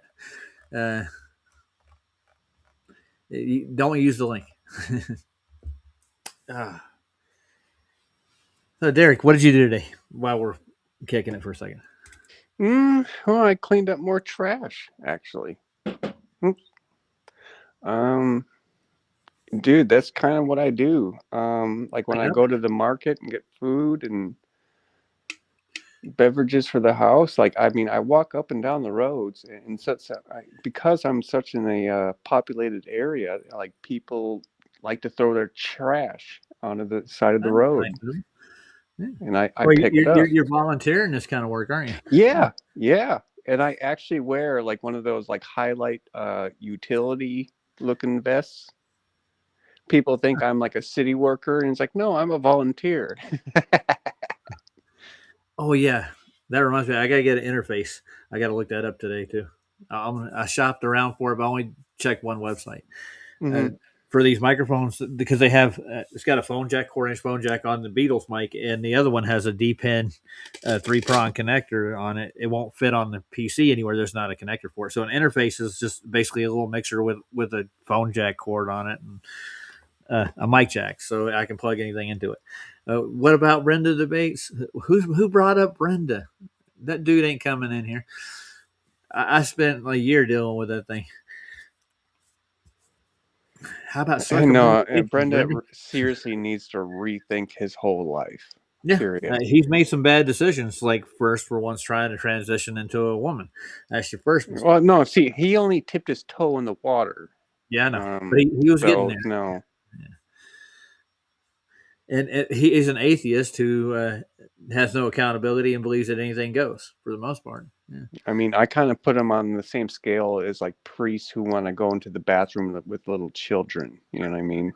Yeah, it's about like that. Yeah. Confused is another word I can think of. I mean, when you're still trying to keep your twig and berries, you know, you're definitely not. I would never call you a woman. Well, didn't they make a song like that? I'll never be a woman.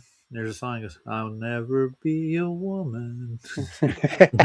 I don't know what it's like to be a woman. I don't want to know. I really don't. I can empathize with it, you know, like especially with childbirth and the fact they menstruate once a month. I'm pretty sure it's pretty hard on that as being a woman. But, you know, other than that, I don't want to know what being a woman is like. No, but a man can never be a woman. Yeah, that's Period. you can't have a race without male and female. It wouldn't exist. That's right. That's right. And it's not even our argument, really. They're arguing against basic biology. Sorry. Yeah.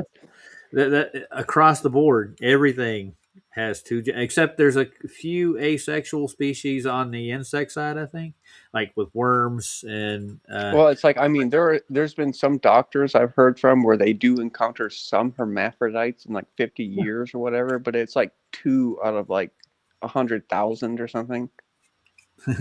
Yeah. And like, okay, but are they one more than the other? And the answer is always yes.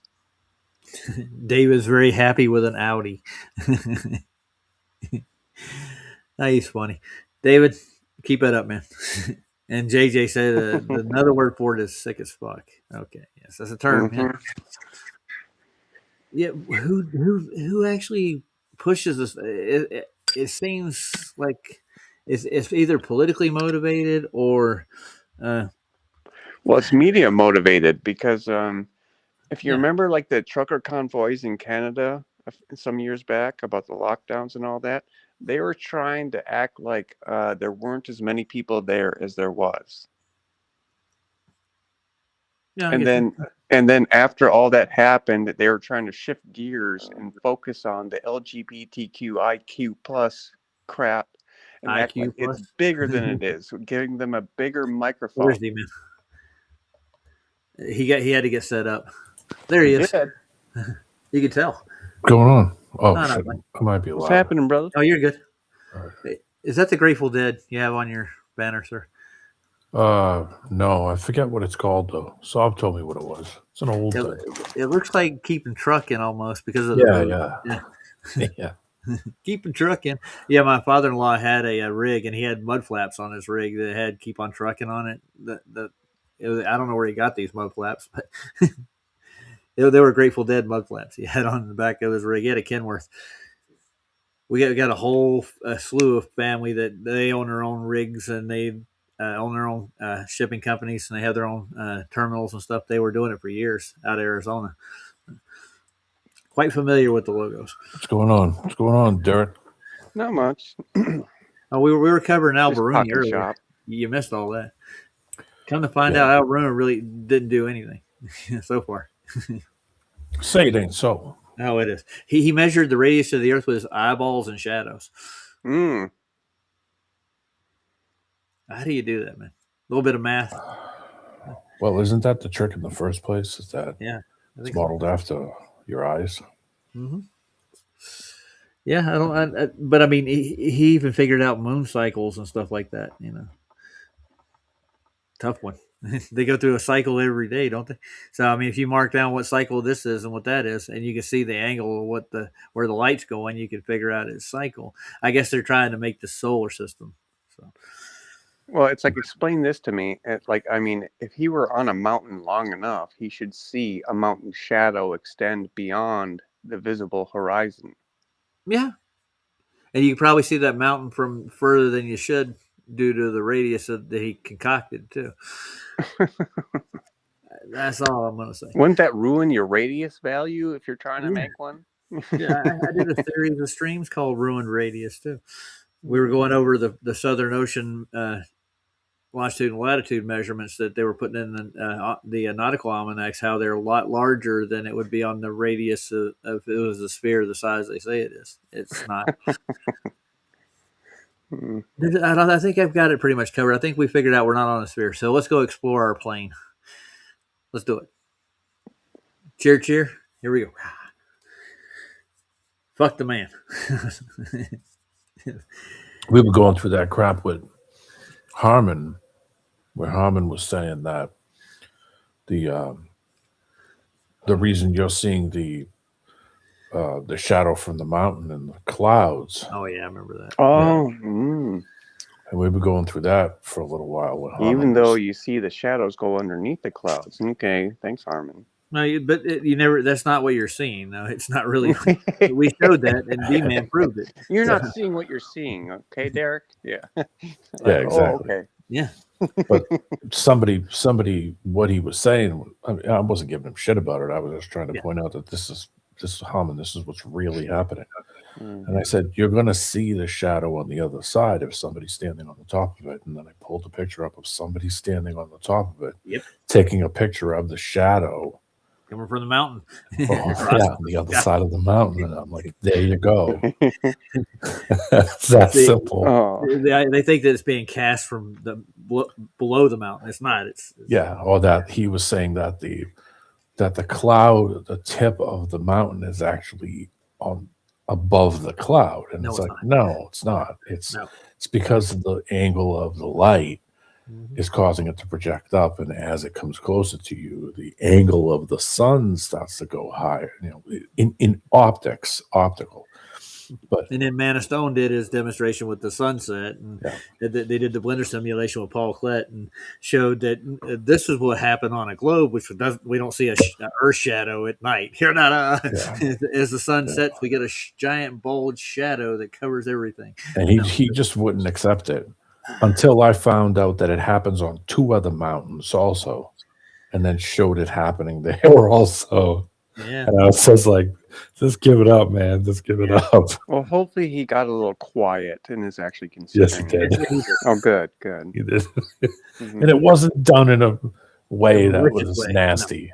It was just right. This is what's right. Really no, and happening. that's the way we need to go about it. Otherwise, like if it's too hostile, they'll get a chip on their shoulder, and we don't want that. So yeah, I had a girl at Arby's today. She works there, and I told her about my channel and stuff. And all the people talk about it at work, and she's like, well, "That's stupid." And I said, "Well, explain how my channel's stupid." And it got real silent. And I broke down what we do on my channel, explained it slowly, and I said, "We don't try to convince anybody. We just show things on our channel. We're demonstrating things on the channel. We're actually going through the method." And she's like, "Oh, well, you guys aren't really stupid." She got it, but she was told that flat earthers are just stupid. That's like a shock. Yeah. We're just stupid because we're flat earth. I like that term, ruined radius, because I use that mountain example a lot in some things, because how the light would actually be projected would be completely different. The angle of the light for it to be projected up into the clouds would be completely different. And every time the sun would start to come up, you would see the shadow of the earth itself across the sky. And you don't see that either. No, we never see that. You get the video? Where the projection one, where the guy does the simulation to show you what it would look like every time the sun was starting to come up. Yeah, he used Blender for that demonstration. Yeah.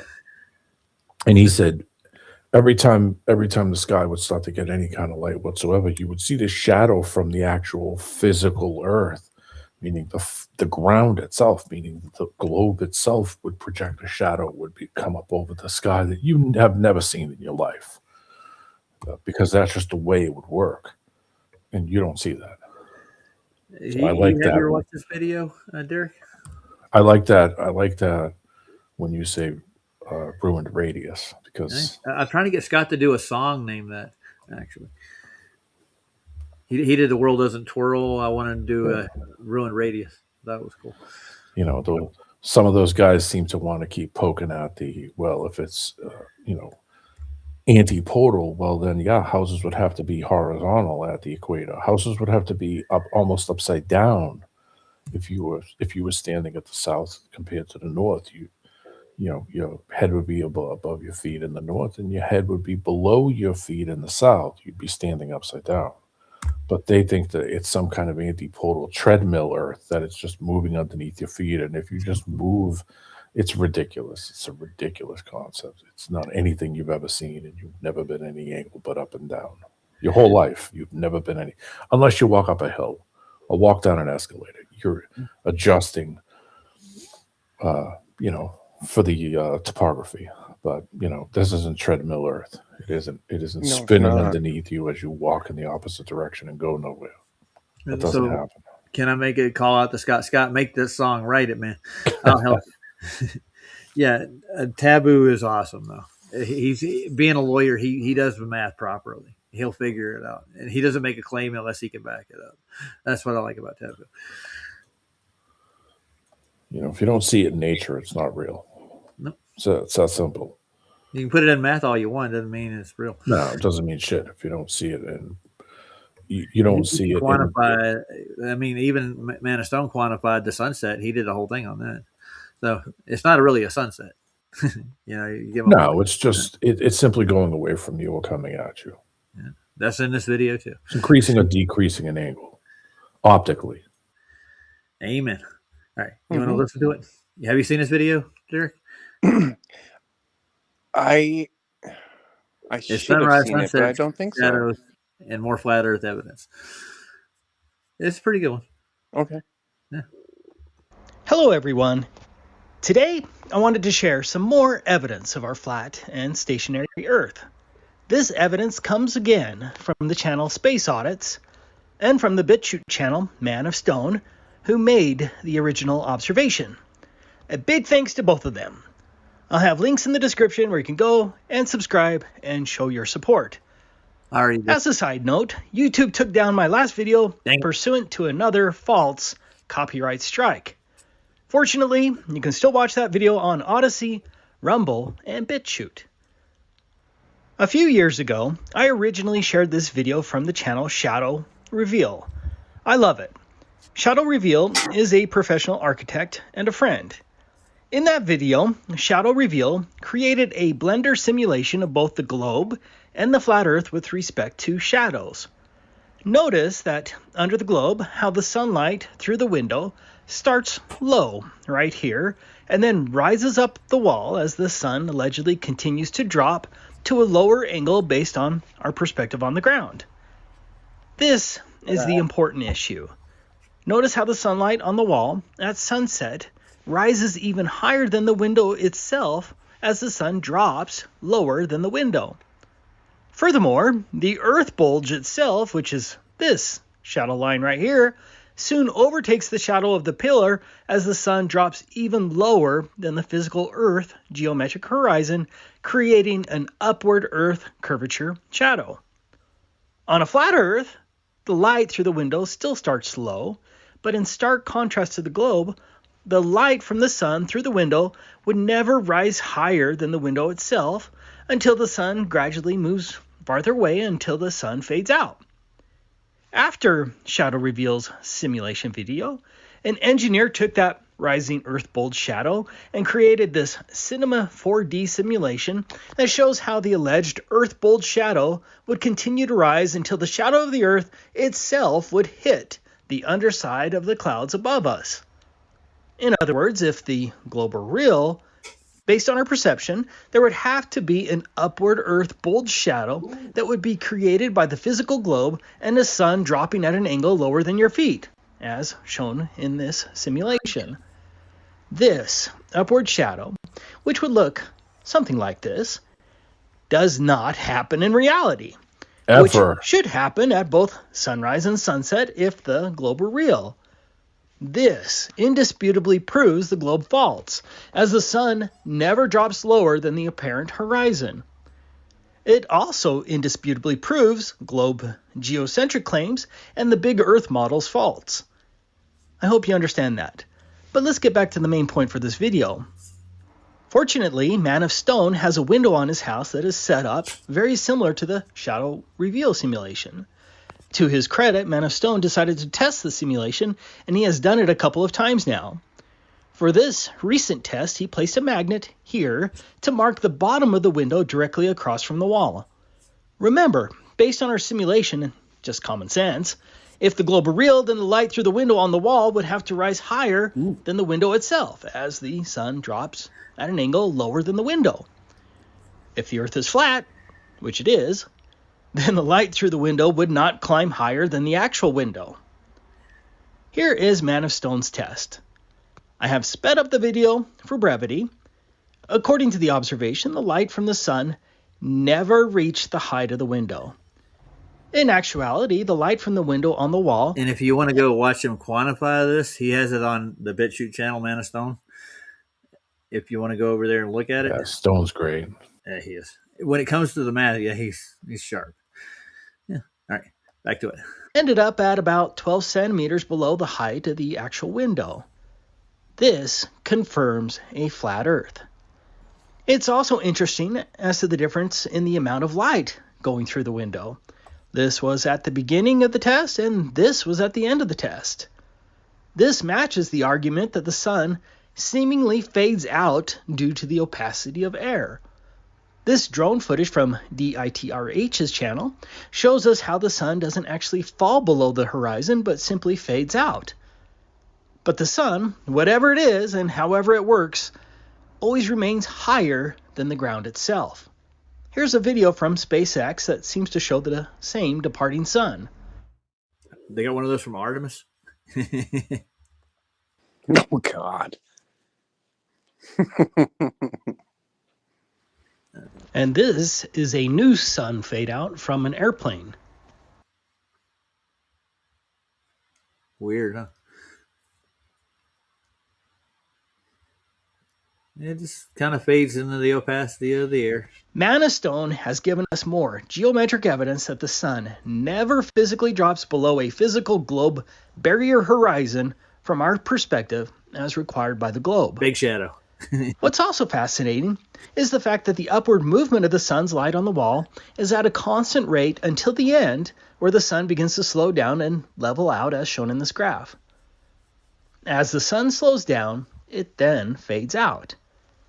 This again proves that the sun's apparent motion in the sky does not match the spinning Earth globe model. This is a simple test that anyone can perform. If you would like to know more, I suggest you watch the full discussion on the Space Audits channel. I didn't want to spend too much time on the details, but I wanted to share some more indisputable evidence of our flat Earth that builds on this discussion and sunsets and sunrises. Not long ago, I shared this video of a cloud casting a shadow at sunset. Let's watch that original video again. Check this out. Like this cloud that the sun is hiding behind has broke through. Looks like a spotlight. And then it carries over. All the way over to here. Is that not the coolest thing? It's like I'm under a giant canopy. As I explained then, this triangular shadow from the cloud disproves the globe propaganda's claim that this triangular shadow from Mount Rainier is a supposed upward shadow being cast on clouds above the mountain. Bing. The globe claim is entirely wrong and, frankly, a bit childish. The triangular shape is only a matter of perspective and has nothing to do with the shape of the mountain. Only the top part of Mount Rainier. Just for the slow ones out there, it's wide, the same width at the base of the mountain. Due to perspective, it looks wider as it gets closer. Yeah, it's inverted. Yeah, because it's projecting it upwards. So, if you were standing at the top of the mountain and looking at the shadow from the back of the mountain, it would be It would be the opposite. Yeah. So you would see the peak going long and the width close to you. Yep. It would be the opposite if you were standing, say she was further away and then looked up and saw the shadow. It would be peaked near her and wider as she looked. But you notice that when she panned the camera, over the top of her was equally as wide. Yep. And it narrowed as it got further away. Yeah. Yep. That's perspective. That's really it. The optics is what people don't get. They think that they're seeing this. They think what they're seeing is true, and it's not. Your eyes are doing things because of the shape and the construction of it differently than what it's actually doing. Same thing when you see the sun coming up or going down. It's optics. You're seeing it optically. That's how it's mapped. But if you measure the width of it, it's the same. It appears this way. Yeah, it's just perspective. And it's optics. It's because your eyes have limits. You're not seeing it. Your eyes ain't 100% true to even exact. with optics, your eyes are still doing the same thing. Yep. Amen. Oh, wait, by the way, how was your delivery? You did make it, right? No, it's in a couple of weeks. Oh, okay. I thought you worked today. No, not today. I'm nice. doing that trick in like 2 weeks. So that's going to be a nice little chunk. Nice. Yeah, it's going to be fun. Can you get me on with that? I can do it part-time. I'm pretty sure they want to bond me and do investigations and all kinds of stuff. No background check. Yeah, I'd pass it, I'm sure. But I don't know if they would like look at me and go, well, I think I want him driving my Lambo. I haven't been in an accident in 40 years. So I've been in one in like 3 months. Well, 38 years. Good God, that's a long time. Yeah. So do you like the video so far, Derek? Oh, yeah, completely. Yeah. You guys are just reminding me of the one accident I've been in, and it's when I got my first car from the dealership, and I got rammed in the back. Oh, nice. Like the guy must have seen the dealer plates on my car, and because I was at a stoplight for a good minute, and all of a sudden, wham! Oh, yeah. That reminds me. While we're on it, the QE already put his book out on the audio. If you wanted to get it, he did. Yeah, it's already out. I just didn't realize it. Yeah, so it won't have a hard copy for people for a couple of months, I think. Yeah, it's probably going to be a little while. I'm not much on the digital. I'd rather have I'd rather have the book. Paperback or something. It doesn't have to be like the hard copy monogrammed. I just want I just want a paperback or something you can read. Yeah. There you go. All right, let's play the rest of this. It's a great video because it shows you exactly. I mean, I don't mean to ramble on, but you know what I mean. Like a lot of people don't understand that we don't have true vision. Your eyes play tricks on you. Yeah, you can see the reflection in the hotel glass here. Look at it. See it? Yeah. You can see the Pretty bed wild. over here. Yeah, the world isn't as appears, but I mean, it's treated other ways. The example, real quick, that I used to screw around with is I used to have one of those stage lights. The stage lights, like the older, bigger ones, where it's like a box light. Me and my friends, when I up north when I was young, and hang around with all the hicks up here. We'd go out in the woods when I was really young, and we were like right 18 or something. You couldn't drink, but we'd go out in the woods and drink. I would take that box light because it was you could run it off of 12 volt. It was 12 volt, but it used a AC to DC converter to run it. So meaning that you used the box that you plugged into the wall, it converted 120 AC over to 12 volt DC to run this goofy light. So I would take a charged car battery, and throw it on the back of the ATV and go ride it out in the woods, and we'd go drink, and have a bonfire and do all this stuff. And I would go out in the woods behind the fire and take that box light, and I would angle it up into the trees and stuff, so it lit the top of the midway up in the trees, and it made this cool effect where the shadow from the trees would give you this cool shadow thing through the woods, and it looked wild. That's why when they were talking about the mountain thing, I was like, I've done this before. What are you talking about? I've done this before with a stage light. You get the same effect with the stage light. Yeah, it does the same thing. Put it down on the ground and angle it up slightly, and you'll get the same effect. It'll take the bottom of the tree, make it wide. It'll take the top of the bottom. It'll angle towards the middle of where the light is aimed. Then it'll angle back up again like a diamond shaped towards the top and diamond shaped towards the bottom. So, I've done it. Like I said, I could take a piece of cardboard and a Dollar Tree flashlight and just drop the Dollar Tree flashlight down on the triangle piece of cardboard and do the exact same thing and angle it up and project it onto a wall, or you can do the exact same. So it's not like this is some kind of, you could only do this magic experiment. And no, you could do this on the wall on the side of your garage with a couple of bucks and a piece of crappy cardboard or a piece of plywood.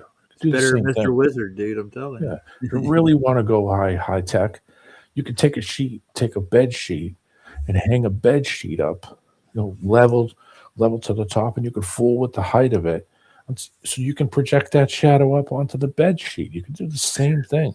Yeah, So it's not, if you can't do most of this stuff with like $5 or $6 and some simple stuff, it ain't real. Then something's wrong. Yeah. In other words, it's a trick they're trying to pull on your ass. Yeah. Like this is some kind of magical space force, and like they're pulling some kind of horse shit over your eyes. Like, oh no, you can't do this. This is refraction. Horse shit. I could do this with $5 and an hour of my time on the side of my garage with some garbage. Yeah. And this is for every man, The world is belonging to a certain group, Yeah, simple. You want to prove it, you could do this yourself and replicate it. I mean, it's not, it's not the sun, but I mean, you could replicate it and say, okay, look, I I just did it. Yeah. So I mean, I could see how this could work, Oh yeah, I wanted to shout out Shane and Al one again. I stole their thumbnail, that Al Baruni thumbnail. I got it off Face Audits. The imaginary radius that Al Baruni had. Yeah, I don't think he ever had one. Now let's play the rest. A lot of optical tricks are simple to do. It doesn't require any crazy money, or you don't have to be a fucking scientist. You use your brain, and you can figure some stuff out pretty quick. You can figure out the square law of light with just a piece of cardboard and a light. That's all you need. Yeah. You just cover so much light up, you'll see how bright it is and how it dims as you cover it. Even as you pull that light back, you'll see how much it dims. You could buy a lumen meter really cheap and find out how bright something is by using a lumen meter. Yeah. They're expensive to buy on Amazon. You can do all kinds of tricks. Yep. All right, I'm gonna play the rest of this thing. Lux meter. Yeah, I know. And lightning. I would have to look up that person. I'm not sure who. I got a channel up here if you want to look at it. I'll give you the link. I had it. Wait a minute, where'd it go? Oh, here it is. I'll give you the link. I used to have one a long time ago. One of those meters that tells you how hot the light is. You could use them for, like you put it behind something if you were going to take some photos, and say you had a blind with a light on it. You wanted to, project the light in on somebody sitting in a chair or on an object, or you're gonna, you could put this meter behind it and take the light, move it towards it, or pull it back, and it would tell you on the meter the strength of the actual light, what kind of lumens, lux, whatever you want to call it. Yeah. Photographers use it a lot. All right, let's finish her off. Let's see, we got like 3 or 4 minutes. You ready, guys? Rock and roll. Yep. Go for it. We should do some of this live. What do you think? Like, actually do some. Let's do it live. No, like we'll do it live. Yeah, right. Well, I mean, I have a live stream I can work with. We can do some of these things live. No worries. Is casting a shadow and is being cast on clouds below the peak. The triangular shape is simply perspective from a lower vantage point. How can I say that with certainty? Well, first, the supposed upward shadow has never been filmed from the top of a mountain. Ever. Second, the triangular shadow shape cast from the cloud clearly matches the shadow from Mount Rainier, even though the physical objects are most certainly different shapes. More importantly, this anti-crepuscular type shadow is 100% impossible on a globe.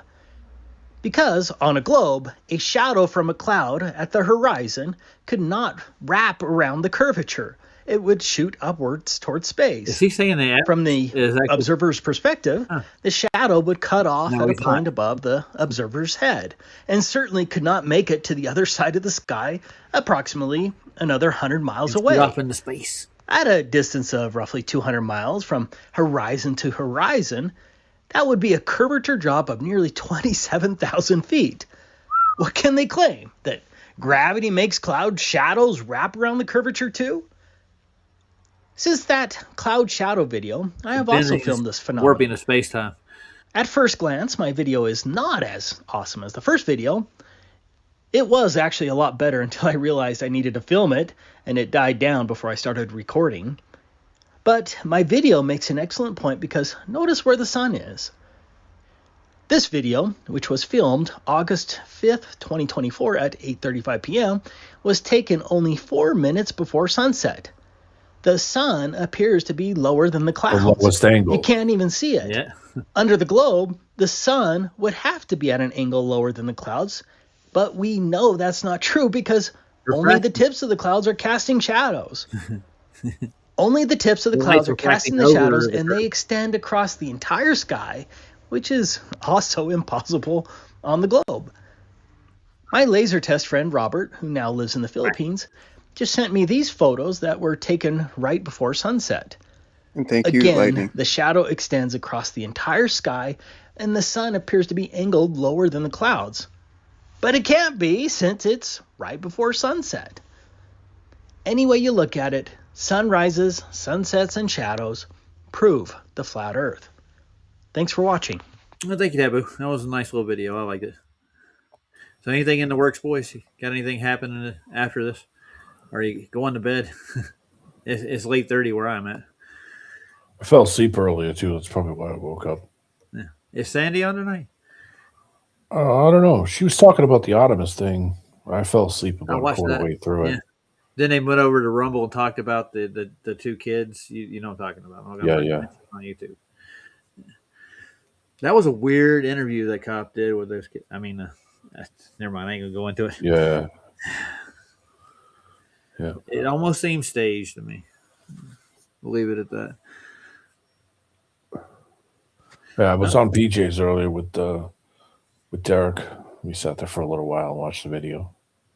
Yeah, that was yesterday. Was it yesterday? Yeah, yesterday. Excuse me, yesterday afternoon. I was saying PJ wasn't on today, was he? No, not just yesterday. The day before yesterday. I think it was yesterday. No, it was yesterday because I was talking to Roger. Yeah. He came over and talked to me before he went over there. I did a thank you stream to Nathan with the microphones. Yeah, it was like midday. Yeah. Midday was And like. PJ played the movie. What movie did he do again? I was working, so I missed it. No, but that was cool to just chill that out was and yesterday. talk. And, Yeah. You're getting a day ahead of yourself there. Yeah, and dude, I'm pretty sure it was the day before yesterday. Are you pretty sure now? It was yesterday. Yeah. He's still gonna say it's yesterday. That's okay. I do it all the time. Sometimes I have to. Sometimes I have to. I say, wait a minute, what's today? I'm like, I'm either a day ahead or a day. Right, it's day Thursday. behind. It's Thursday not Thursday. now. Like It will we're take talking to PJ on Tuesday. No, it was Wednesday. It was yesterday. No. I'll look. Hold on. We'll prove who's right and who's wrong. Here we go. We're gonna settle this, D man. We're gonna settle this okay? No. on a day grudge match. No, I'm just messing with you. If I'm wrong, okay. It's all good. I'm pretty sure it was yesterday. Mm. I got to go to PJ's channel just to make sure. He's changed his name again, and I actually had to give the new name to D-Man, didn't I? I was wondering why I wasn't seeing anything. It's because the channel wasn't even there. Yeah. I was like, what happened? Yeah. He completely changed it. That's why I mentioned to you. I was like, hey, what happened to PJ? I haven't seen anything. It's the simple truth in Christ is what it's called. Yeah. Derek dropped out. No, I'm back. I see. We thought you were running. Yeah, I thought you were I tried to look at myself, and apparently I can't do that on my phone without dropping out. His last live was a day ago. The 8th. Yeah. It says, well, I mean, he ended it like after, what was it? Like 6 a.m. for him? Yeah, it's the woke alphabet. And, which means, no, but he started before that. Yeah, that was like, let's see what day that was. I'll get a date on it. Dude, no, like his stream was like 6+ hours long. Yeah. And he's he in was England. on for a while. Well, he's in Scotland, ain't he? Yeah, he's in Scotland. No, England. not. He's Scottish, but he's in. Yeah. Oh, okay, my bad. Yeah. So as a day ago goes, that would be the 8th. Yeah, it's different. His time zone is different too. It is. It's what, no, 4 hours he's ahead? 6 hours ahead of us, or 4 4 hours ahead of East Coast. Yeah, I think. we'll see when I did my stream. What Or day? 5 that was. hours, or something like that. Yeah, when you were showing me the mic, that was yesterday. It was Wednesday. Yeah, it was. Yeah, I've deleted that. No, wait a minute. I think I got a strike on it. Jeez. Oh, had to be from the music, probably. Yeah, it was. I'm sure. I'll have to go edit it. You're always in trouble, Roger. Troublemaker. I'll play what I want to play. I'm going monetized now, but the thing is, in order to keep the whole thing fully monetized, I actually have to go back and delete all those strikes that are copyright. Yeah, I'm not going to do that. I'm going to leave the super chats up and stuff if somebody wants to do that. I'm not making anybody do it, but that's the only way I'll get any. I've got like $35 in super chat so far. Send shekels. Yeah, shekels, tons of money. I did it one night on Sobs and I sent him $4 in shekels. Yeah, yeah. I said, check your PayPal, and he's like, "Oh, hey, I got shekels." Shekels. Whoa!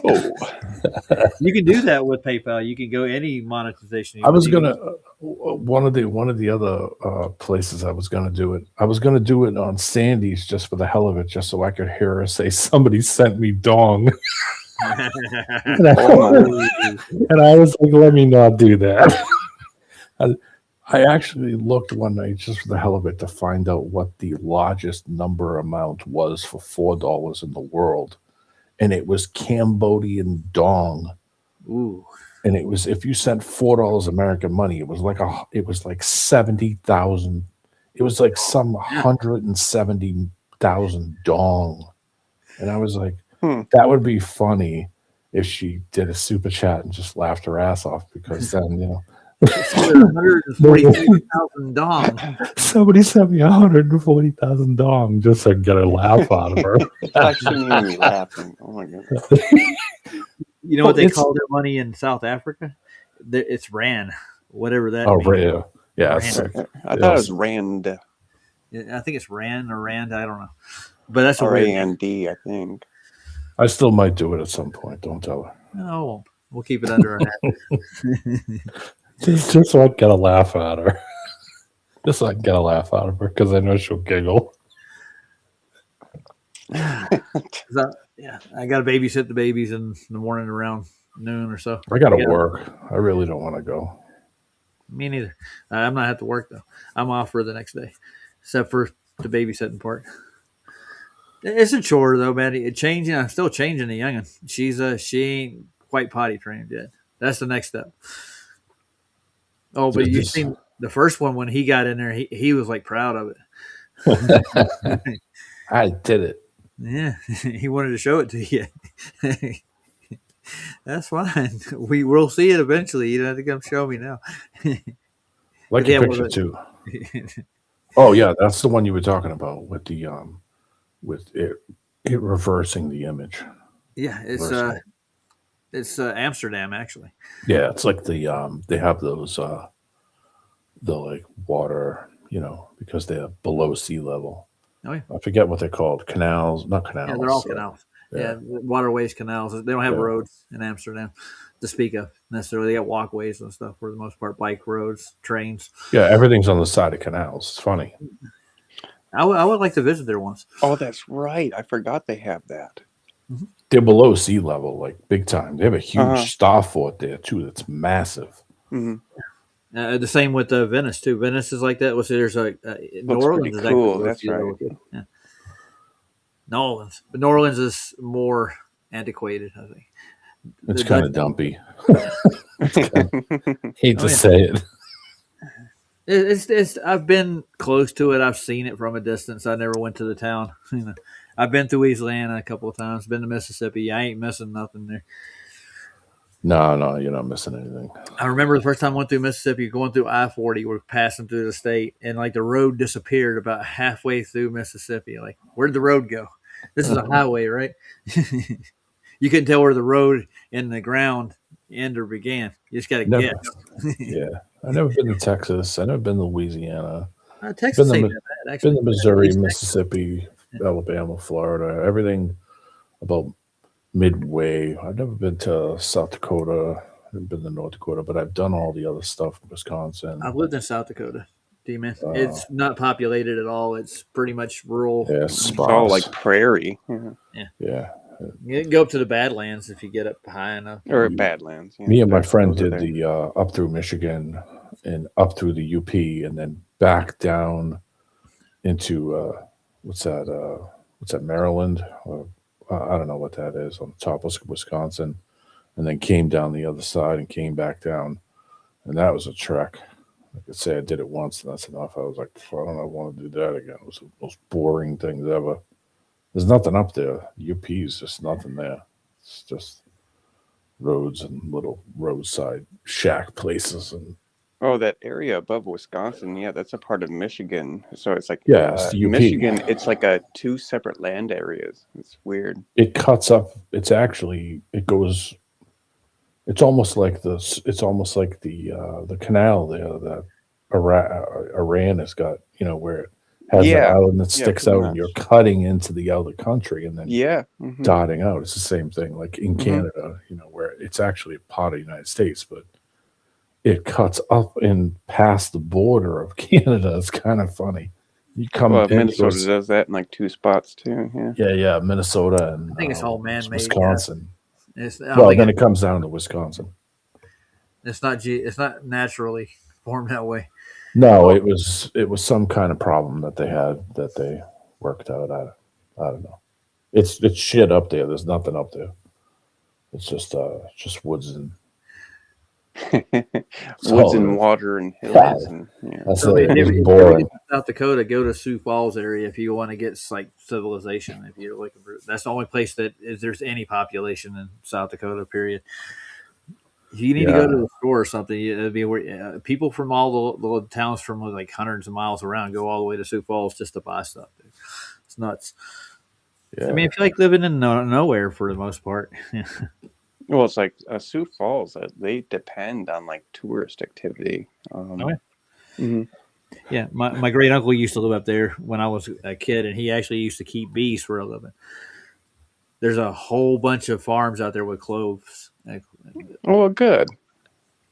He supplied Sioux Bee Honey Company with like I think 2/3 of their production. He had like 6 or 7 guys working with them producing honey. But he produced it. He processed it and sold it to Sioux Bee. And I used to summer out there, man, and I learned how to keep bees. It's a fun job. Where my dad was, they did it. It was all, all farms, nothing but farms, chicken farms, turkey farms. We didn't go to the store and buy squat. We would just go to the farm and get a turkey for Thanksgiving. We would, go to the farm and get eggs, pullets. We'd get these little duck eggs, and well, we need to go back to that, in my opinion. Everything was all local. So if you lived there, you just went to the farm and got what you needed. They had a hog farm, they had a beef farm, they had, whatever you wanted, you could get. Just went to the farm and got it. We drink raw milk. Hey, raw milk's good. No pass. It is good. Yeah. And my uncle, he did not eat any of the processed honey. He did. He always ate it hot, raw, right off the comb, man. Yeah. Why not? Yeah. And did he ever get sick from doing that? No, actually, he lived to be 106 years old, dude. Look at that. We never went to a store and bought fish. I would just go to the river and just go catch fish. That's just how it was.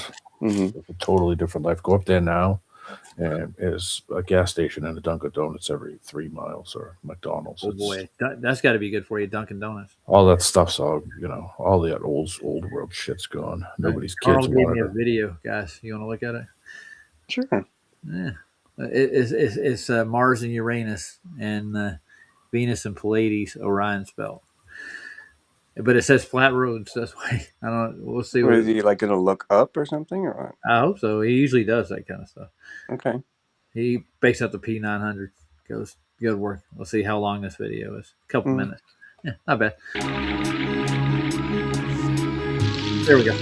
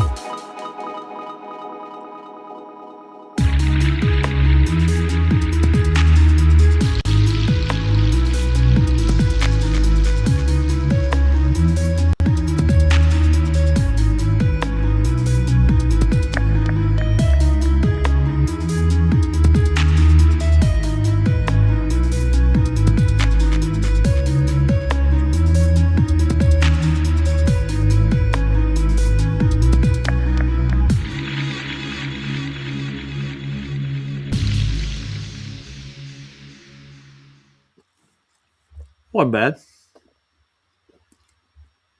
Thanks, Carl. He's been busy. Thanks, FE Nation. I'm going to get off, guys. Yeah. Get some rest. I just Thanks for got up coming and up. the phone made some noises, and I was like, "Oh, somebody's on." Oh yeah, imagine that. Right on. Well, I think one time I did it. I don't know who the hell. It was Ken. Ken had Gordon on there. It was Ken and Gordon, and they were on for like 9 hours or something. And I was like, "Holy shit, he's been on for 8 hours." Yeah, I've caught a couple, but I can't stay too long because it's like, I mean, like people I'm sub to will like put out like hour-long videos. Gordon I was only have so sloshed. many hours in the day. Gordon was sloshed. It was like really bad. Uh-oh. And I was like, oh, I got to turn this on. He did it on for 8 hours. I love Ken. He's the best. Right on. Yep. I'm going to get out of here. Thanks for stopping, guys. Good to see you, man. Good to see you. Oh, Good to see you likewise. again, Derek. Derek, Yeah. maybe I'll see you tomorrow. By the way, tomorrow's Friday. Is it? Oh. Yeah, it is. Yes, dude, I'm telling you, man. It was Tuesday we spoke to each other. Man, I got to change my shift because I mean my shifts bleed into the night, man, and they're taking me out of days and putting me on nights, so I'm not going to have day shifts. Nights is rough, dude. I did nights for a long time. It screwed my life up for a while. Mm-hmm. Working nights is like your day, you know. Yeah. I mean, I used to work 412s at the graveyard, man. So, yeah, you're used to seeing the sun go down, the sun go up. By the time you're time to go to sleep, and you're like, okay, so Yeah, I did full-time hours on a part-time schedule for a long time where I did a single and 2 doubles.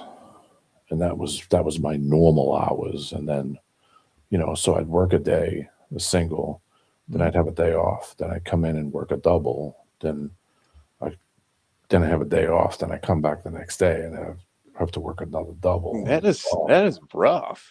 Yeah, dude, that is not an easy way to live. That's not. Yeah, no. Well, but not even old time farmers did that. When I did those 412s, I get 3 days off though. I had intersecting contracts, so I had being a contractual worker. So I worked for an engineering company at one schedule, and then worked for a construction company at another. So I worked 60 hours a week, and I worked 37.5, which is full time. That's considered full time, 37.5 hours. So single, double. And then I worked another contract for a construction company in between. So the day that I had to work the next day and then work a double was wild because I would just sleep at work. I wouldn't even go home because I had to get up as soon as the shift was over. I had to get up 5 hours later. So I would just crash on the floor at work. I'd just go and stay in the break room and just crash out in the break room and then have to get up and then go work another contract for another company. Work an 8-hour shift and then then say, okay, I got 7 hours. I got to drive an hour to get home and I got to drive an hour to come back. That sucked. Did it for 20 years. It's crazy. Man, you got stamina, man. I'm telling you. I've done 3 different jobs at once, but 2 part-time and 1 full-time jobs. That'll wear you though. Yeah. You get sleep maybe in a week if you're lucky. Yeah. Yeah. The last time the doctor looked at my back, he went, "Oh wow." And when they say that, it ain't good. They're smiling at you. You might need some surgery. No, thank you. All right, we're out of here, guys. Have a good one. All right, see you later. I built to last. Right. I don't know how. You are though. I'm telling you. Old school, buddy.